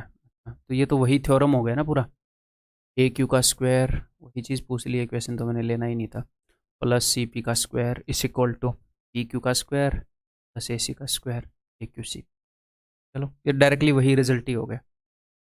Next, in triangle A B C angle C is equal to 90, okay.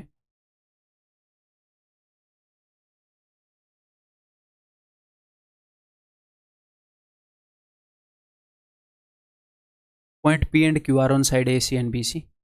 A C के ऊपर P है, ए C and B C के ऊपर Q है, respectively such that A P is to P C, A P is to P C is equal to 1:2, okay. And B Q is to Q C, B Q is to Q C is equal to 1:2, okay. Then A Q plus B P का square, A Q, ये वही बीच वाले हैं है ना, plus B P, वही बीच वाले हैं। देखो ए क्यू प्लस बी पी, बीच में जो लाइनें खींची थी मैंने आपको रिजल्ट बताया है, बटे में ए बी का square is equal to what. तो इसको मैं आपको दो तरीके से करवाऊंगा, मेरे दिमाग में दो तरीके आ रहे हैं। एक तो अपने फॉर्मूले से कर लेंगे जो मैंने आपको बताया है, और दूसरा जनरल मतलब ऐसी सिचुएशन क्रिएट करके कर लेंगे। चलो जी, उसने एक राइट एंगल ट्रायंगल बताई है, उसने पॉइंट पी और क्यू बताए हैं, 1:2 रेशो 1:2 रेशो पर हैं, ठीक है। और उसने बोला है कि भाई इसकी वैल्यू बता दो, ठीक है जी, अभी बता देते हैं। तो उसने इस साइड को 1:2 यानी कि 3 यूनिट्स में बांटा है, इस साइड को 3 यूनिट्स में बांटा है। तो मैं क्या करूंगा, मैं 3 4 5 का तीसरा मल्टीपल यूज कर रहा हूं, ताकि मैं 1:2 रेशियो में बांट पाऊँ। तो 3 तिये 9, इसको मैंने मान लिया 9, 4 तिये 12, इसको मैंने मान लिया 12, 5 तिये 15। अगर ये किसी भी राइट एंगल ट्रायंगल के लिए ट्रू है, मतलब मान लो ये सारी राइट एंगल ट्रायंगल के लिए ट्रू है, उसने सिर्फ राइट एंगल ट्रायंगल बताई, रेशियो बता दिया, ये तो सारी राइट एंगल ट्रायंगल के लिए ट्रू है। मैं ऐसी ही सिचुएशन क्रिएट कर रहा हूं और देखता हूं उसकी वैल्यू क्या आएगी। हर एक राइट एंगल ट्रायंगल के लिए सेम ही आती होगी, नहीं तो क्या उत्तर टिक करेंगे। तो मैंने वैसी ही एक सिचुएशन क्रिएट कर ली। तो देखो, अगर ये 9 है तो 1:2 रेशियो में तोड़ो इसको, तो ये हो जाएगा 3, ये हो जाएगा 6। ये 12 है तो भाई 3 चौके 12, ये 4, ये 8। ओके, अब देखते हैं जी, अब देखते हैं, रंग से देखते हैं, नहीं इससे देखते हैं। A Q square, A Q square, तो ए क्यू का square plus B P square बटे में A B square equal to, A Q का स्क्वायर होएगा इसका स्क्वायर प्लस इसका स्क्वायर पाइथागोरस थ्योरम से, यानी कि 9 का स्क्वायर 81 प्लस इसका square that is 4 plus BP का स्क्वायर, बीपी का स्क्वायर होएगा इसका स्क्वायर यानी कि 6 का स्क्वायर 36 प्लस इसका स्क्वायर यानी कि 12 का स्क्वायर 144 बटे में ए बी का स्क्वायर यानी कि 15 का स्क्वायर 225। ठीक है भाई, अभी देख लेते हैं। ये हो जाएगा जी 180, 180 और 85, तो 80 85, 5 8 8 16 265। अगर मैं 5 से काट दूं, 5 चौके 20, पाँचों पाँचों 25, पाँचों पाँचों 25, 5 दिए, गलत कर दिया गया, पाँचों पाँचों 25, 5 दिए 15, यार ये तो गलत आ गया, गलत। ए पी इस टू पी सी 3:6, 8 और 4 12, 6 और 3 9, 3 3 9, 4 3 12, 5 3 15, कहाँ पर गलती? A Q square is equal to, ये मैंने 2 का स्क्वायर लिख दिया, ये 8 का स्क्वायर लिखना था।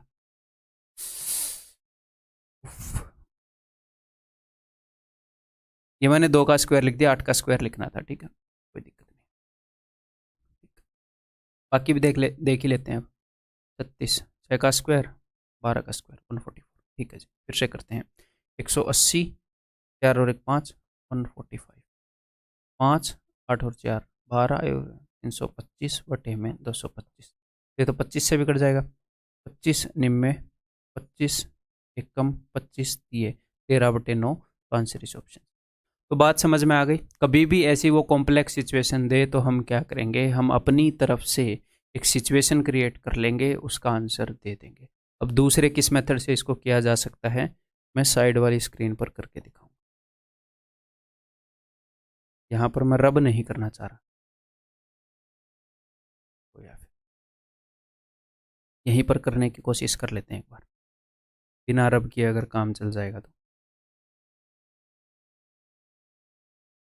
अब देखो, मैंने आपको क्या बताया है, मैंने आपको ये बताया है कि A Q square plus B P square, A Q square plus B P square is equal to A B square plus P Q square. ये बताया है कि नहीं बताया? आप बोलोगे जी हाँ बताया। अब एग्जामिनर ने क्या किया, एग्जामिनर ने A Q square plus B P square, अगर आप देख पा रहे हैं तो इसके नीचे ए बी स्क्वायर रख दिया। हाँ जी सर, ए बी स्क्वायर रख दिया। तो मैं क्या करूंगा, मैं इन दोनों को ए बी स्क्वायर की फॉर्म में कन्वर्ट करूंगा और ए बी को नीचे लेकर आऊंगा। इन दोनों को आप पी क्यू स्क्वायर की फॉर्म में भी कन्वर्ट कर सकते हो, ए बी स्क्वायर की फॉर्म में भी कन्वर्ट कर सकते हो। उसने कोई ना कोई रास्ता दिया होगा।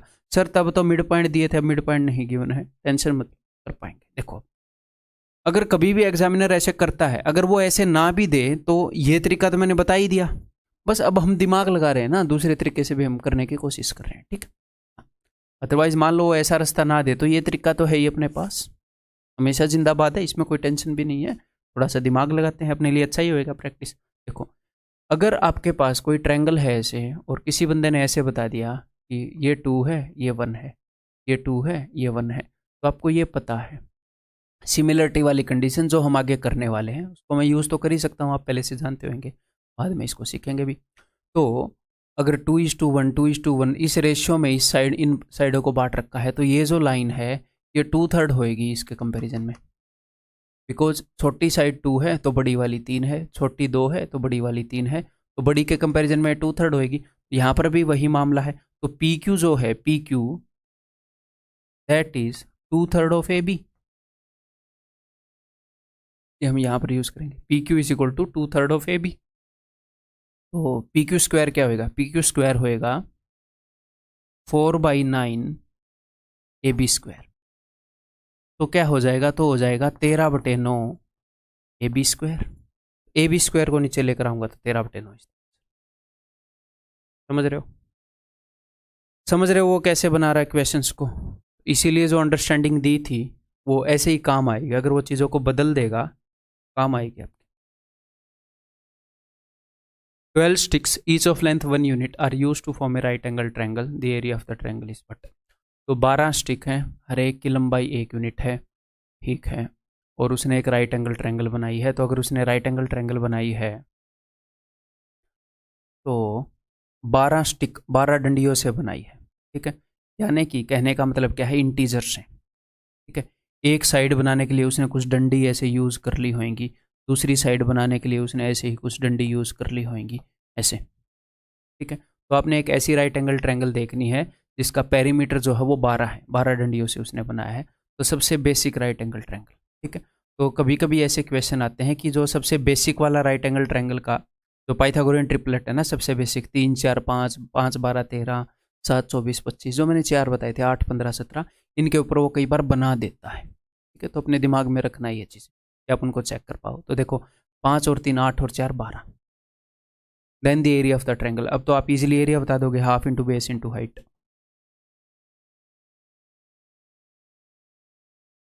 क्लियर है मेरे भाई, क्लियर है।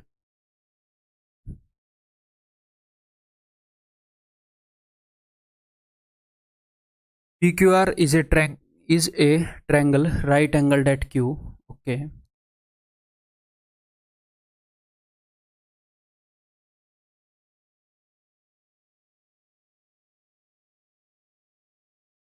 If X and Y are midpoints of side PQ, PQ का मिड पॉइंट X और Y जो है QR का है ना, Y जो है QR का, ये मिड पॉइंट है यानी कि ये बराबर है ऐसे, PQ and QR respectively, then which one of the following is not correct. तो निम्न में से कौन सा करेक्ट नहीं है। तो ये चीज़ आपको करवाई है कि नहीं करवाई है, यहाँ से लाइन खींची, यहाँ से लाइन खींची, तो PY का स्क्वायर प्लस RX का square is equal to PR का स्क्वायर प्लस XY का स्क्वायर। बेसिक फॉर्मूला, बड़े वाला हाइपोटेन्यूज और उसके बाद ये छोटे वाला हाइपोटेन्यूज, ये दोनों ये बीच वाले हाइपोटेन्यूज के स्क्वायर के बराबर होंगे। जी हाँ। अब आप क्या कर सकते हो, आपको पता है कि XY इज इक्वल टू, ये जो XY है it is half of PR, ये हो जाएगा 5/4 PR का स्क्वायर। और आपको एक और बात पता है कि PR is equal to twice of XY, because ये मिड पॉइंट्स हैं, ठीक है। तो 4XY square plus XY square 5XY square. क्या हमें रटने की ज़रूरत है, रटने की ज़रूरत नहीं है, ठीक है मेरे भाई। तो यहाँ पर उसने देखो ये तीनों रिजल्ट यूज़ कर लिए, एक्चुअल एग्जाम का क्वेश्चन है, ठीक है। तो RX square plus PY square is equal to 5XY square, ये ठीक है, ठीक है। RX square plus PY square is equal to XY square plus PY, XY square plus PR square RX PY, ये भी ठीक है, ठीक है। ये एंड वाला गलत है वैसे ना, ये भी ठीक है। तो ये उत्तर नहीं होंगे, उसने गलत वाला ही पूछा है, आंसर इस ऑप्शन डी, ठीक है। क्लियर है। या फिर आप यहाँ पर क्या कर सकते थे, आप ये कर सकते थे कि उसने एक राइट एंगल ट्रायंगल दी है, उसने इनको मिड पॉइंट बताया है, तो कोई दिक्कत नहीं है, 3 4 5 का दूसरे वाला मल्टीपल यूज कर लो, 6 8 10। सर दूसरे वाला मल्टीपल क्यों बोल रहे हो, क्योंकि 6 उसका फिर मिड पॉइंट लेना ईजी रहेगा, 6 8 10 यूज करोगे, 6 8 10, तो 6 को 3 3, 8 को 4 4 और ये हो जाएगा 10। उसके बाद देख लो कौन सी ट्रू है कौन सी नहीं है, सिंपल, ठीक है। ABC is a right angle triangle such that, okay, this is this, ठीक है। ABC एक राइट एंगल ट्रायंगल है। तो सबसे बड़ी साइड क्या है, सबसे बड़ी साइड है जी A प्लस B, तो इसको मैंने मानना पड़ेगा हाइपोटेन्यूज। तो let this be AC, AC is equal to A plus B, then BC is equal to A, BC is equal to A। यहाँ पर आपको एक चीज़ दिख चुकी है क्या, A माइनस B, मुझे तो दिख चुकी है। इन दोनों के बीच में कितने गैप है, देखो A माइनस B A और A प्लस B, यहाँ पर B का गैप, यहाँ पर B का गैप, ये AP में है। तो कौन सा ट्रिपलेट यूज़ किया है, 3 4 5 वाला यूज़ किया उसने, D is a point on B C, D एक पॉइंट है तो उसने पक्का 3 4 5 वाला यूज किया है। क्लियर है मेरे भाई, 3 4 5 वाला ट्रिपलेट यूज किया है। तो सबसे छोटी साइड कौन सी है, सबसे छोटी A माइनस बी है, तो ये 3 है, ये 4 है, ये 5 है, इनका आपको रेशियो मिल गया। ये नहीं है कि उसने 3 4 5 वाला यूज किया है, मैं कहना ये चाह रहा हूं कि इसी का मल्टीपल है, 6 8 10 भी हो सकता है, 30 40 50 भी हो सकता है। आपको इन साइड्स का रेशियो मिल गया। अब आगे, D is a point on B C के ऊपर एक पॉइंट है D, ठीक है भाई, such that B D is equal to A B. तो D एक पॉइंट है such that B D is equal to A B. ये जो ए बी है ये 3 यूनिट है, तो बी डी भी 3 यूनिट है। अभी तो मैं सिर्फ रेशियोज ले रहा हूँ, ये 3 यूनिट है तो ये भी 3 यूनिट है, ये 4 यूनिट है तो ये 1 यूनिट बचेगा। तो उसने क्या पूछा है, B D is to D C, तो B D is to D C 3:1। C D S में पूछा था 2013 में इक्वेशन। ठीक, क्लियर।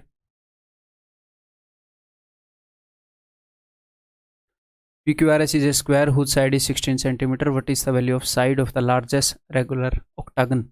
ठीक है जी, एक स्क्वायर है हमारे सामने, तो इसकी साइड 16 है। ये बोल रहा है लार्जेस्ट रेगुलर ऑक्टागन कौन सा काटा जा सकता है इस स्क्वायर में से। ऑक्टागन कैसे काट पाओगे आप बताओ। ऑक्टागन क्या होता है, जिसकी 8 साइड हो, और रेगुलर ऑक्टागन यानी कि सारी साइड बराबर हों, सारे एंगल बराबर हों। ठीक है, बनाने की कोशिश करूं एक बार ऑक्टागन।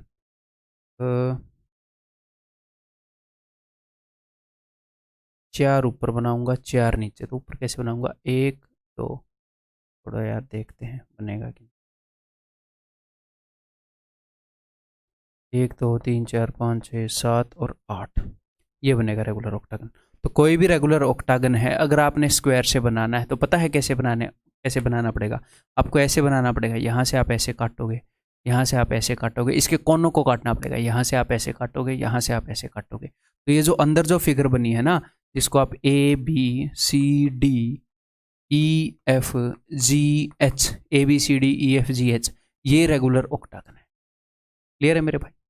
और जो रेगुलर ऑक्टागन है उसका ये जो बाहर वाला एंगल है ये 45 डिग्री का होता है। आपको पॉलीगन में सिखाऊंगा, 360 डिग्री के सारे एंगल होते हैं डिवाइडेड बाई 8, ये 45 डिग्री का होता है, ये 45, ये भी 45 डिग्री का, और ये 90 डिग्री का स्क्वायर का होता है ये। तो अपने पास एक राइट एंगल ट्रायंगल बन गई 45 45 90 वाली।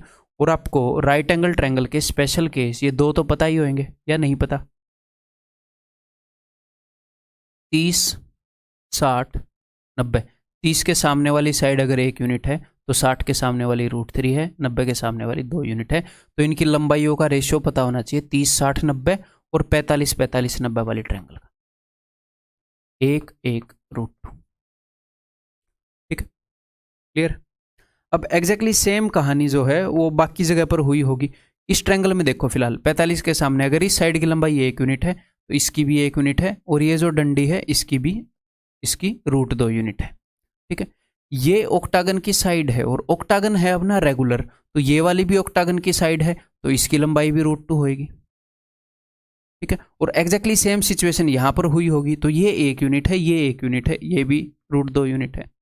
अब आप यहां पर देखोगे कि स्क्वायर की जो साइड है वो 2 + √2 यूनिट है, 2 + √2, और यही 16 यूनिट उसने दे रखी है। उसने रेगुलर ऑक्टागन की साइड पूछी है, उसने √2 की वैल्यू पूछी है, 2 + √2 की वैल्यू दे रखी है। तो 2 + √2 की वैल्यू 16 है, तो 1 यूनिट की होएगी ये, और √2 यूनिट की होएगी ये। This is your answer. ठीक है भाई, इसकी काटा पिट्टी करें, उसने इसको कैसे दे रखा है देखें, ने ऊपर ला रखी हैं चीज़ें सारी, है ना। ठीक है जी, √2 से अगर मैं काट दूंगा तो √2 यहाँ पर हो जाएगा 1, तो √2 + 1 को अगर मैं ऊपर लाऊंगा तो वो √2 - 1 बचेगा, और नीचे क्या छोड़कर आएगा, इनके स्क्वायर का डिफरेंस, तो 16 × √2 - 1, ये रहा ऑप्शन सी। ये बताओ भाई,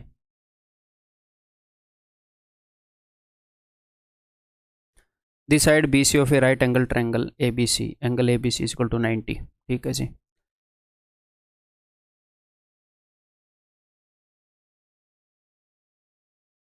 angle A B C 90 degree है। Is divided into 4 equal parts. तो BC है, इसको 4 बराबर हिस्सों में बांट दिया है PQR के द्वारा। तो ये P है, ये Q है, ये R है, ये 4 बराबर हिस्से हैं। ठीक है मेरे भाई, okay. If AP square plus AQ square फलाना ढिमकाना then N is equal to what. तो यहाँ पर इसने ये जो B और A यूज़ किया है ना, इसका आपको पता होना चाहिए। मैंने आपको क्या बताया था कि एंगल C के सामने वाली साइड की लेंथ को रिप्रेजेंट करते हैं स्मॉल c से, B के सामने वाली साइड की लेंथ को रिप्रेजेंट करते हैं स्मॉल b से, A के सामने वाली साइड की लेंथ को रिप्रेजेंट करते हैं स्मॉल a से। तो यहाँ पर उसने क्या किया कि भाई AP का स्क्वायर प्लस AQ का स्क्वायर प्लस AR भी यूज़ कर रखा है क्या, प्लस AR का स्क्वायर इज इक्वल टू, उसने इनकी लेंथ की टर्म में ऐसे लिख दिया और बोल रहा है कि इनकी वैल्यू बताओ। तो यहाँ पर हमें प्रूव करने में फ़ायदा होएगा या फिर कोई सेम सिचुएशन क्रिएट कर लो, इसीलिए मैं वो चीज़ आपको सिखा रहा था। सेम सिचुएशन क्रिएट कर लो ना, प्रूव भी हम कर देंगे इजीली, कोई दिक्कत नहीं है। बट क्यों, एग्जाम में टाइम ही तो नहीं होता। तो यहाँ पर मैं क्या करूँ, इसको 4 बराबर हिस्सों में बांट रखा है, तो ये 4 का मल्टीपल होना चाहिए। तो 3 4 5 मान लेते हैं ना भाई। ये 3 मान लिया, ये 4 मान लिया, ये 5 मान लिया, तो ये 1 हो गया, 1 हो गया, 1 हो गया, 1 हो गया। अब करते रहो काम अपना, n की वैल्यू आ जाएगी, सारी वैल्यूज रख दो। AP स्क्वायर, तो AP का स्क्वायर क्या होएगा, 3 का स्क्वायर प्लस 1 का स्क्वायर, यही होएगा। पाइथागोरस थ्योरम लगाएंगे तो 10। AQ का स्क्वायर, AQ का स्क्वायर क्या होएगा, 3 का स्क्वायर प्लस 2 का स्क्वायर, 9 और 4 13। AR का स्क्वायर, AR का स्क्वायर क्या होगा, 3 का स्क्वायर प्लस 3 का square 18 is equal to 3 into B square. अब B की वैल्यू क्या है भाई, 5, तो 25 प्लस 17 इंटू n की वैल्यू हमने बतानी है। A की वैल्यू क्या है, A की वैल्यू है 4, तो यानी कि 16। रगड़ देते हैं, ये होएगा मेरे भाई 31, 31 और 10 41। अगर ये 75 इधर आ जाए, 41 minus 75 is equal to 17 into 16 into n, तो ये क्या हो जाएगा, ये हो जाएगा 5 में से 1 गए 4, माइनस का 34। तो 17 दूनी 34, 2 8 16, तो n is equal to minus का 1/8। कहाँ ऑप्शन है। तो ये बेस्ट वे होगा इस तरह के क्वेश्चंस के लिए। इस तरह के क्वेश्चन क्यों करवा रहा हूँ, ये CHSL 2018 का क्वेश्चन है, ठीक है, क्योंकि आ रहे हैं आजकल, तो उनको कैसे हैंडल करना है कर लोगे ना। किसी भी तरह का क्वेश्चन आएगा, अब इससे गंदा तो क्या ही आएगा इस फॉर्म में, ठीक है, तो हैंडल कर लेना। In a right angle triangle the product of 2 sides is equal to half of the square of the third. एक राइट एंगल ट्रायंगल है, ठीक है भाई, मान ली ABC। The product of 2 sides, तो 2 साइड्स का प्रोडक्ट यानी कि is equal to half of the square of the third side means the hypotenuse.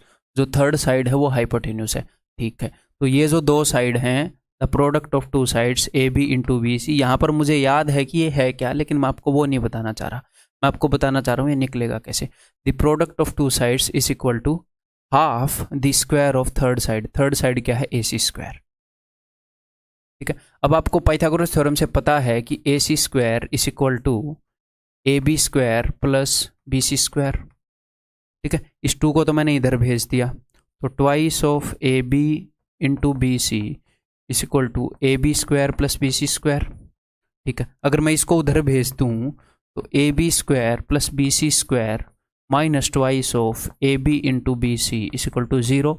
इसका मतलब क्या है कि AB minus BC square is equal to 0। इसका मतलब क्या है कि AB is equal to BC। इसका मतलब ये दोनों बराबर है। One of the acute angles must be, अगर ये दोनों बराबर हैं तो ये 45 का हो गया, ये 45 का हो गया, तो एक एक्यूट एंगल पक्का 45 का होना चाहिए, ठीक, क्लियर है। अगर आपको ये डायरेक्ट देखते ही स्ट्राइक कर जाए कि कहीं ये 45 45 90 वाली तो नहीं है, फिर वेल एंड गुड, अदरवाइज निकालने का तरीका ही है, ठीक है भाई, क्लियर है। कभी कभी अगर आपको डायरेक्ट उत्तर दिख जाता है तो वो एक तरीका नहीं होता। कभी कभी बच्चे ऐसे बोलते हैं कि सर मेरे को तो डायरेक्टली दिख गया, तो ठीक है, ऐसे तो मेरे को तो सारे डायरेक्टली दिख गए, ऐसे ही बता के चला जाऊँ सी है दिख तो रहा है, ऐसे करके चला जाऊँ, that is not a method. बस आपको वो दिख गया, ठीक है। मेथड हमें पता होना चाहिए, और एग्जाम में दिख जाए तो बहुत ही बढ़िया है, अदरवाइज मेथड तो पता होना चाहिए ताकि कर तो पाए। In a quadrilateral ABCD with unequal sides if the diagonal AC and BD intersect at right angles then then I should give you this SW, ठीक है। खुद सिर मारो, फिर मैं आपको SW में देख लो। In triangle ABC angle B equal to 90, okay. Point D and E देख लेते हैं भाई।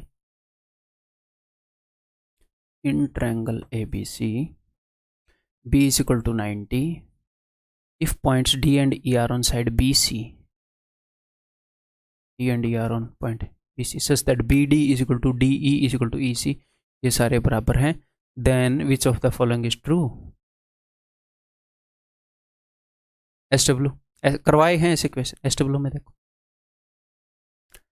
P एंड Q, ये तो डायरेक्टली मैंने SW दे ही रखा है, ठीक है, इसे भी HW में करो। देन नेक्स्ट हम कंसेप्ट करने वाले हैं भाई इसी वीडियो के अंदर, range of length of third side. इसका मतलब क्या है अभी बता देता हूँ। मान लो मैंने एक ट्रायंगल बनानी है, ठीक है, उसकी दो साइड मेरे सामने गिवन है, ओके। अब जो तीसरी साइड है, ये नहीं है कि मेरी मन मर्जी आएगी मैं तीसरी साइड वैसी ले लूँगा, उसकी कुछ ना कुछ मिनिमम लेंथ होएगी कि इतनी लेंथ से बड़ी होनी चाहिए, और कुछ ना कुछ मैक्सिमम लेंथ होएगी कि इतनी लेंथ से छोटी होनी चाहिए। ये नहीं है कि इसको इतनी छोटी ले लो कि ये यहाँ तक पहुँच ही ना पाए, ये लो बना लो ट्रायंगल, नहीं बनी ना, कितनी भी ऊपर नीचे कर लो ट्रायंगल नहीं बनेगी। क्यों? क्योंकि मैंने छोटी ले ली।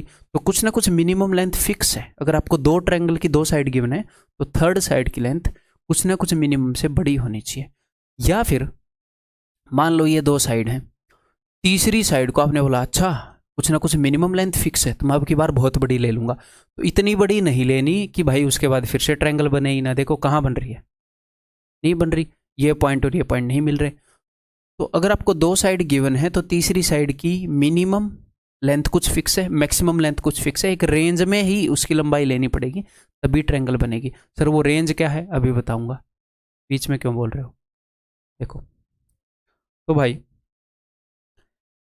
ट्रायंगल की मान लो अगर आपको दो भुजाएं दे दी हैं, मान लो ये A है ये B है, तो जो तीसरी साइड है वो इनके डिफरेंस से उनकी लेंथ बड़ी होनी चाहिए, डिफरेंस के बराबर नहीं, डिफरेंस से बड़ी और सम से छोटी है।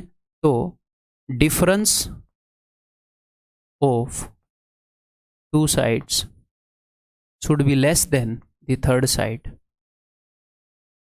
Should be less than sum of other two sides.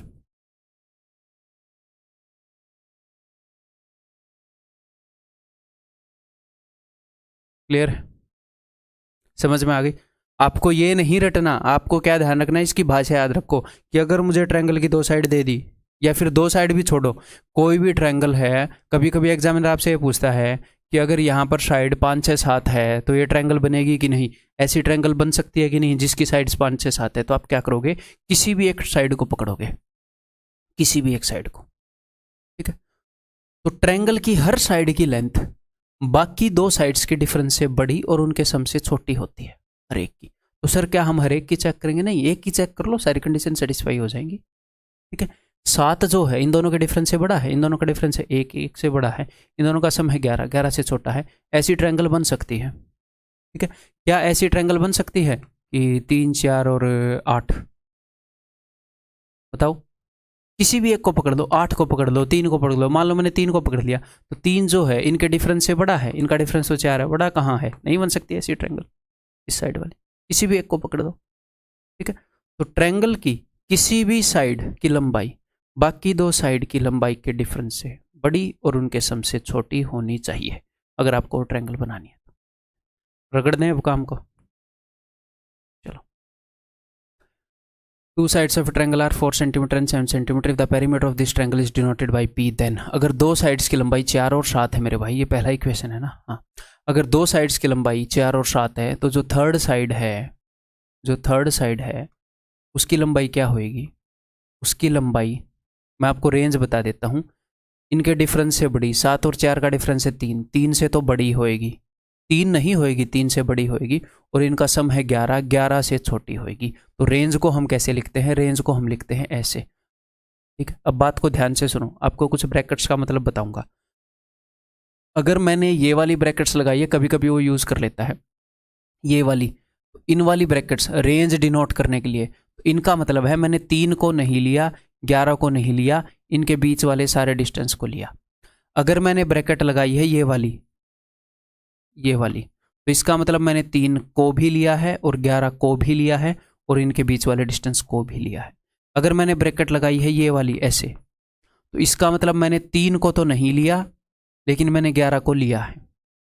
इनके बीच के डिस्टेंस को तो ऑफ कोर्स लिया है। तो इसका मतलब है कि इसके साथ में लिखी हुई चीज़ को इंक्लूड किया है, इसका मतलब है इसके साथ में लिखी हुई चीज़ को इंक्लूड नहीं किया। तो मैं जस्ट तीसरी साइड की रेंज बता रहा हूँ आपको। उसकी रेंज क्या है, 3 से लेकर 11 तक। 3 और 11 इंक्लूड नहीं हुए। और बाकी 2 साइड क्या हैं, बाकी 2 साइड हैं 4 और 7। तो पेरीमीटर क्या होएगा, तो पेरीमीटर होएगा, मेरी बात को ध्यान से सुनो, 7 और 4 11 और 3 14, 14 से बड़ा, 7 और 4 11 और 11 22, 22 से छोटा। 14 और 22 के बराबर नहीं हो सकता, बराबर मत कर देना, बिकॉज ये साइड 3 के बराबर नहीं है, 3 से बड़ी है। तो 7 और 4 11 और 3 14 से बड़ा, और 11 और 7 और 4 11 और 11 22 से छोटा। क्लियर है? तो पेरीमीटर विल बी बड़ा देन 14 एंड छोटा देन 22। ये मत कर देना, ये गलत होएगा, ये 14 और 22 के बराबर नहीं हो सकता। क्लियर है? समझ में आ गई बात? Consider obtuse angled triangles with side 8 cm, 15 cm and x cm. If x is an integer, then how many such triangles exist? तो ऐसी कितनी ट्रायंगल्स एग्जिस्ट करती हैं? तो ये बोल रहा है कि obtuse angled triangle बनानी है। अपने ऊपर 2 कंडीशन होगी, सिर्फ ट्रायंगल नहीं बनानी, ट्रायंगल तो बनानी ही है और obtuse एंगल की ट्रायंगल बनानी है। ठीक है, तो लगाओ दिमाग थोड़ा। तो सबसे पहले तो ये देख लें कि ट्रायंगल कब कब बनेगी, x की क्या वैल्यू होनी चाहिए। तो भाई x जो है, x इनके डिफरेंस से बड़ा, यानी कि 8 और 5 15 और 8 का डिफरेंस कितना है, 7। तो 7 should be less then x should be less then 8 और 15 23। या तो इस चीज़ को ऐसे देख लो या फिर इस चीज़ को ऐसे देख लो कि x बिलोंग्स टू, ऐसे मैथमेटिकल साइनों से डरना नहीं है, बिलोंग्स टू का मतलब है कि x की ये रेंज है बस, कि x जो है 7 से 23 के बीच में हो सकता है, 7 और 23 के बराबर नहीं हो सकता। क्लियर है बात? x की वैल्यू 7 से 23 के बीच में हो सकती है, 7 या 23 के बराबर नहीं हो सकती, इनके सिर्फ बीच में हो सकती है। ठीक है जी। अब x की अगर ये वैल्यू होएंगी तो ये ट्रायंगल बनेगी। अब ये तो जरूरी नहीं है ना कि ओब्ट्यूस एंगल ट्रायंगल बनेगी, एक्यूट भी बन सकती है, राइट भी बन सकती है, ओब्ट्यूस भी बन सकती है। तो सर ओब्ट्यूस का कैसे पता चलेगा? तो भैया ओब्ट्यूस एंगल ट्रायंगल का पता चलेगा, मैंने आपको एक चीज बताई थी क्या, कि सबसे बड़ी जो साइड है उसका स्क्वायर बाकी 2 साइड के स्क्वायर के सम से बड़ा होएगा अगर एंगल 90 से बड़ा है तो। ठीक है, तो यहां पर हो सकता है x की जो वैल्यू आए, हो सकता है x सबसे बड़ी साइड हो, या फिर हो सकता है 15 सबसे बड़ी साइड हो, या फिर हो सकता है 8 सबसे बड़ी साइड हो। दिमाग खराब है क्या? 8 सबसे बड़ी क्यों होगी? 15 से छोटा है 8। ठीक है, तो सिर्फ 2 ही पॉसिबिलिटी, या तो x सबसे बड़ी साइड हो ट्रायंगल की, या 15 सबसे बड़ी साइड हो। 2 पॉसिबिलिटी हो सकता है x की वैल्यू 13 हो। तो देखो, इसको एक ट्रायंगल बनाने के लिए x की वैल्यू 7 से 23 के बीच में होनी चाहिए। ठीक है, अब मैंने मान लिया कि x इज लार्जेस्ट, x सबसे बड़ी साइड है। अगर x सबसे बड़ी साइड मैंने मान ली, तो उस केस में x का स्क्वायर जो है वो बड़ा होना चाहिए बाकियों के स्क्वायर के सम से, यानी कि 8 स्क्वायर प्लस 15 स्क्वायर। 8 15 17 तो आपको याद ही है। तो x का स्क्वायर बड़ा होना चाहिए किससे? 289 से। ठीक है, तो यानी कि x should be greater then 17, x 17 से बड़ा होना चाहिए, 17 के बराबर नहीं, 17 से बड़ा होना चाहिए। ठीक, एक ये कंडीशन हो गई।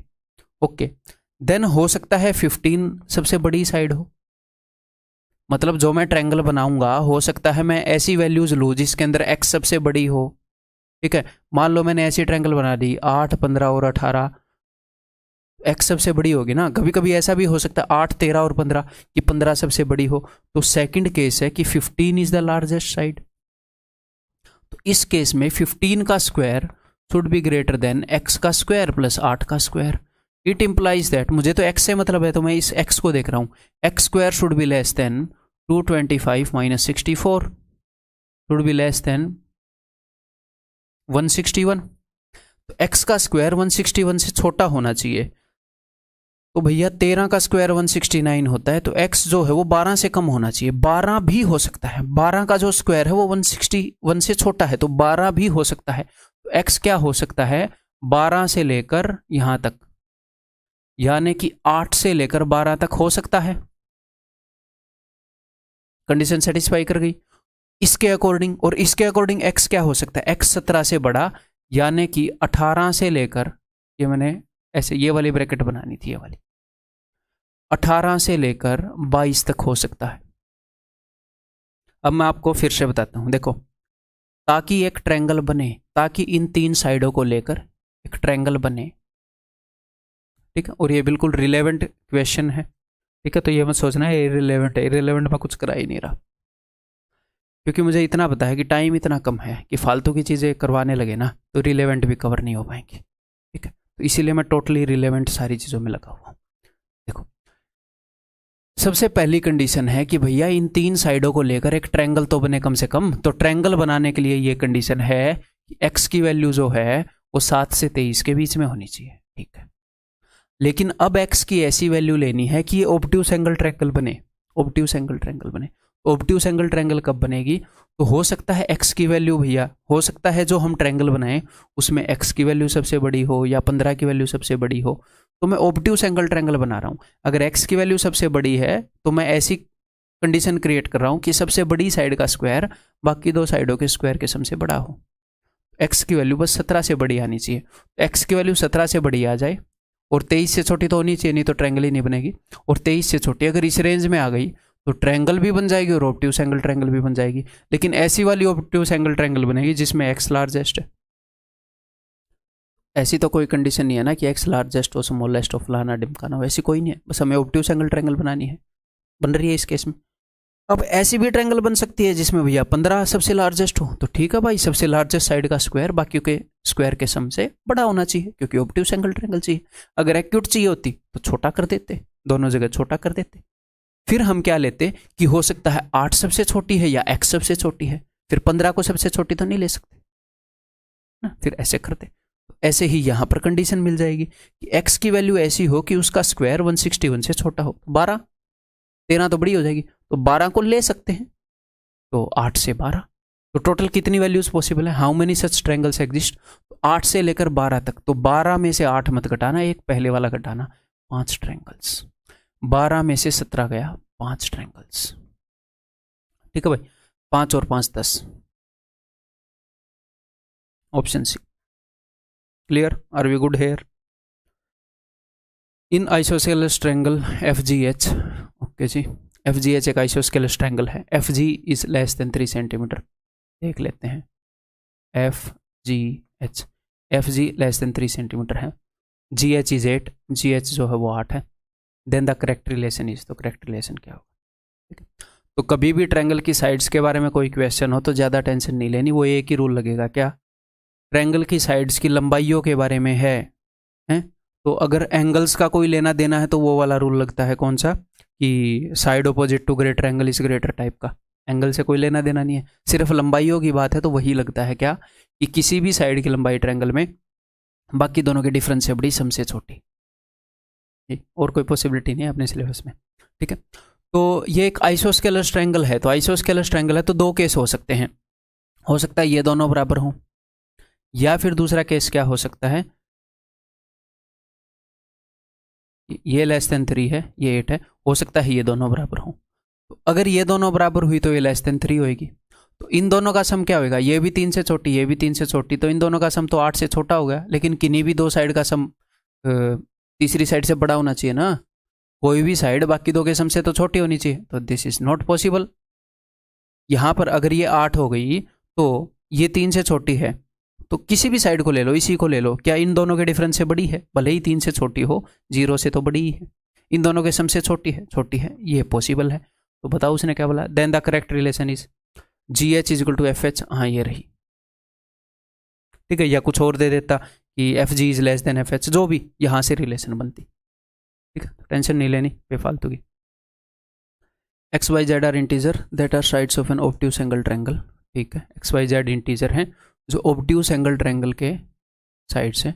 If XY is equal to 4 तो Z की वैल्यू बताओ, अगर XY की वैल्यू 4 है तो क्या क्या पॉसिबल केसेस हैं, 1 and 4, 2 and 2, बाद में तो रिपीट ही होंगे 4 and 1, ठीक है, तो Z की क्या क्या पॉसिबल वैल्यू हो सकती है ये मैं देखने वाला हूँ। तो z की पॉसिबल वैल्यू होएगी इनके सम से बड़ी, ओ सॉरी इनके डिफरेंस से बड़ी, तो डिफरेंस है 3, 3 से बड़ी और सम से छोटी यानी कि 5 से छोटी, तो a की पॉसिबल वैल्यू है 4, है ना, 3 से बड़ी 5 से छोटी। और इस केस में होएगी 0 से बड़ी और 4 से छोटी, तो यहां पर कौन कौन सी वैल्यूज पॉसिबल हैं, 1, 2 और 3। अब मुझे निकालनी है ओबट्यूस एंगल ट्रायंगल, यहां से तो सिर्फ ट्रायंगल बनेगी, उसने बोला है ओबट्यूस एंगल, तो देख लेते हैं। तो भाई अगर ट्रायंगल बनी 1, 4, 4 की, यहां पर 1, 4, 4 की, तो ये ओबट्यूस एंगल ट्रायंगल है कि नहीं, तो ये तो ओबट्यूस एंगल ट्रायंगल है नहीं भाई, ऐसी बनेगी 4, 4, 1, ठीक है। सर ओबट्यूस एंगल ट्रायंगल है कि नहीं, ये आपको कैसे पता चला, अगर दो साइड्स बराबर हो गई, अगर दो साइड्स बराबर हो गई तो इसके सामने वाला एंगल तो 90 से बड़ा नहीं हो सकता, क्योंकि फिर दो एंगल 90 से बड़े हो जाएंगे, ठीक है। और इस एक के सामने वाला एंगल 90 से बड़ा है नहीं। सर क्यों नहीं है, क्योंकि ये सबसे छोटी साइड है, इसके सामने वाला एंगल सबसे छोटा होगा, ठीक है। ओबट्यूस एंगल ट्रायंगल अगर आपने आइसोस्केलस बनानी भी है तो वो इस तरह की बनती है, इस टाइप से, ऐसे मान लो 2 to 4, ये वाला बढ़ाओ, ठीक है, क्लियर है। तो ये तो ऑब्ट्यूस एंगल ट्रायंगल बनेगी नहीं। या फिर आप क्या कर सकते हो, या फिर आप ये कर सकते हो कि सबसे बड़ी साइड का स्क्वायर बाकी दो साइड के स्क्वायर के सम से बड़ा होना चाहिए, इसको भी छोड़ दो। तो सबसे बड़ी साइड किसको लूँ, दो सबसे बड़ी साइड नहीं हो सकती ऑब्ट्यूस एंगल ट्रायंगल में, ना ना भाई ना, दो सबसे बड़ी साइड नहीं हो सकती, एक ही होगी सबसे बड़ी है। अब यहाँ पर एक ट्रायंगल बनेगी 2, 2, 1, 2, 2, 1, तो क्या ये ऑब्ट्यूस है, नहीं, यहाँ पर लिखते हैं नहीं। देन अगली ट्रायंगल बनेगी 2, 2, 2, क्या ये ऑब्ट्यूस है, नहीं भाई। अगली ट्रायंगल बनेगी 2, 2, 3, क्या ये ऑब्ट्यूस है, देख लेंगे। क्या 3 का स्क्वायर इन दोनों के स्क्वायर के सम से बड़ा है बड़ा, 9, 8 से, ये ऑब्ट्यूस एंगल ट्रायंगल है। तो z की वैल्यू क्या होगी, 3, एक ही पॉसिबल है। क्लियर है, समझ में आ गई बात, क्लियर है। अब इस टाइप के क्वेश्चन में भी बहुत सारे इरेलेवेंट क्वेश्चन है जो आपको करवाए जा सकते हैं, ठीक है, लेकिन ये सारे रिलेवेंट है, अपने सिलेबस के अंदर है।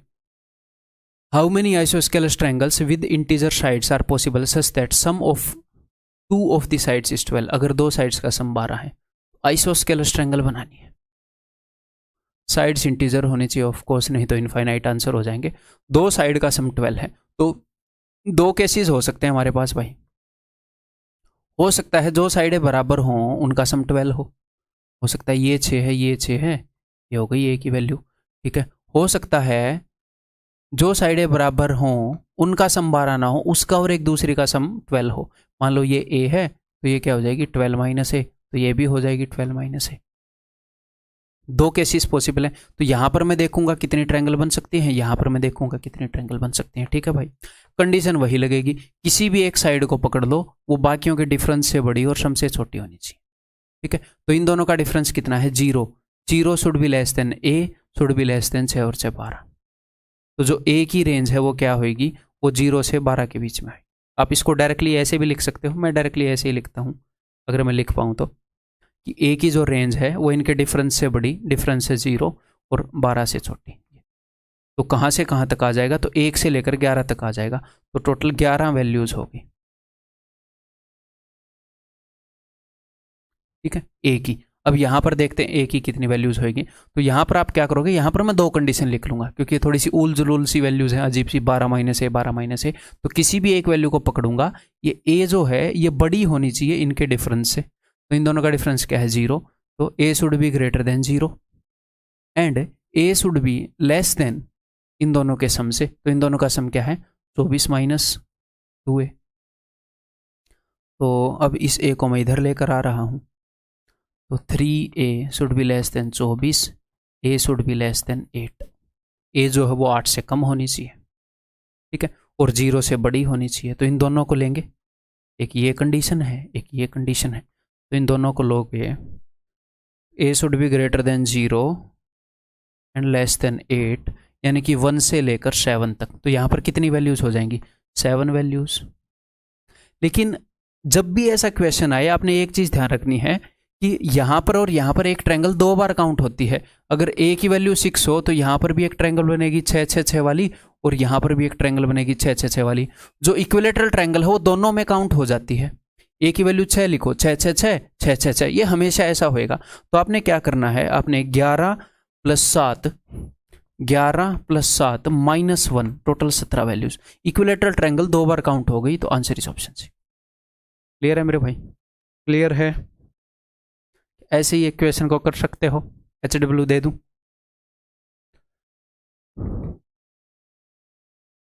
दैट्स इट इस क्लास के अंदर। और मैं कोशिश कर रहा हूं कि मैं डेली की थोड़े से नंबर ऑफ क्वेश्चंस और थोड़ा सा टाइम बढ़ा दूं, ठीक है। अगर मान लो मैं क्लासेस थोड़ी सी बढ़ा भी दूं, क्लासेस का मतलब ये नहीं है कि डेली की 3 वीडियो दूंगा, ऐसे नहीं करूंगा, ठीक है। वीडियोस एट द मैक्स 2 ही आएंगी, कभी 2 कभी 1, ठीक है। कोशिश होएगी कि मैक्सिमम दिन 2 आए और थोड़ी सी बड़ी बड़ी आए, ये कोशिश की जाएगी। आप अपने ऊपर बर्डन मत लेना। आप अगर एक आधी बार मेरी वीडियो से पीछे भी रह जाते हो कि 1-2 दिन आप पीछे चल रहे हो, मैं किसी दिन बीमार हुआ, उस दिन आप कवर अप कर लोगे यार। घर में कोई ऐसा काम आ गया, किसी दिन मैं मान लो एक दिन वीडियो नहीं डाल पाया, तो मैं उसकी सैटरडे को डेफिनेटली डालता हूँ। 5 दिन तो अपना श्योर है, हो सकता है मैं 6 दिन भी डाल दूँ। तो मैं ये बोल रहा हूँ कि मैं आगे निकल जाऊँ तो घबराना नहीं है। आप अपनी एक यूनिफॉर्म पेस पर चलते रहो, सारे सब्जेक्ट्स को लेकर चलते रहो। हो सकता है कभी मैं ना डाल पाऊँ तब कवर कर लोगे, या फिर थोड़े से टाइम पीछे भी चलते रहोगे, कोई दिक्कत नहीं है। हो सकता है 2 हफ्ते में ठीक ठाक चल जाऊँ, मैं तो स्वस्थ चलना चाहिए, बट तीसरे हफ्ते बीमार हो जाऊँ या कोई ज़रूरी काम आ जाए, फिर पकड़ लोगे। आप अपने पेस पर चलते रहो, मैं अपने पेस पर चलता रहूँ। ये टेंशन नहीं लेनी। कई बच्चे टेंशन ले रहे थे, सर कम वीडियो डाल दो, मैं पीछे हूँ। अरे भाई कोई आगे होएगा, फिर उसके लिए ज़्यादा डाल दूँ, तुम्हारे लिए पीछे डाल दूँ। आप अपनी अपनी पेस पर चलते रहो, ठीक है। कंटेंट आपको मिलना चाहिए, वो मैं देता रहूँगा। तो अगली वीडियो में मिलते हैं मेरे भाई।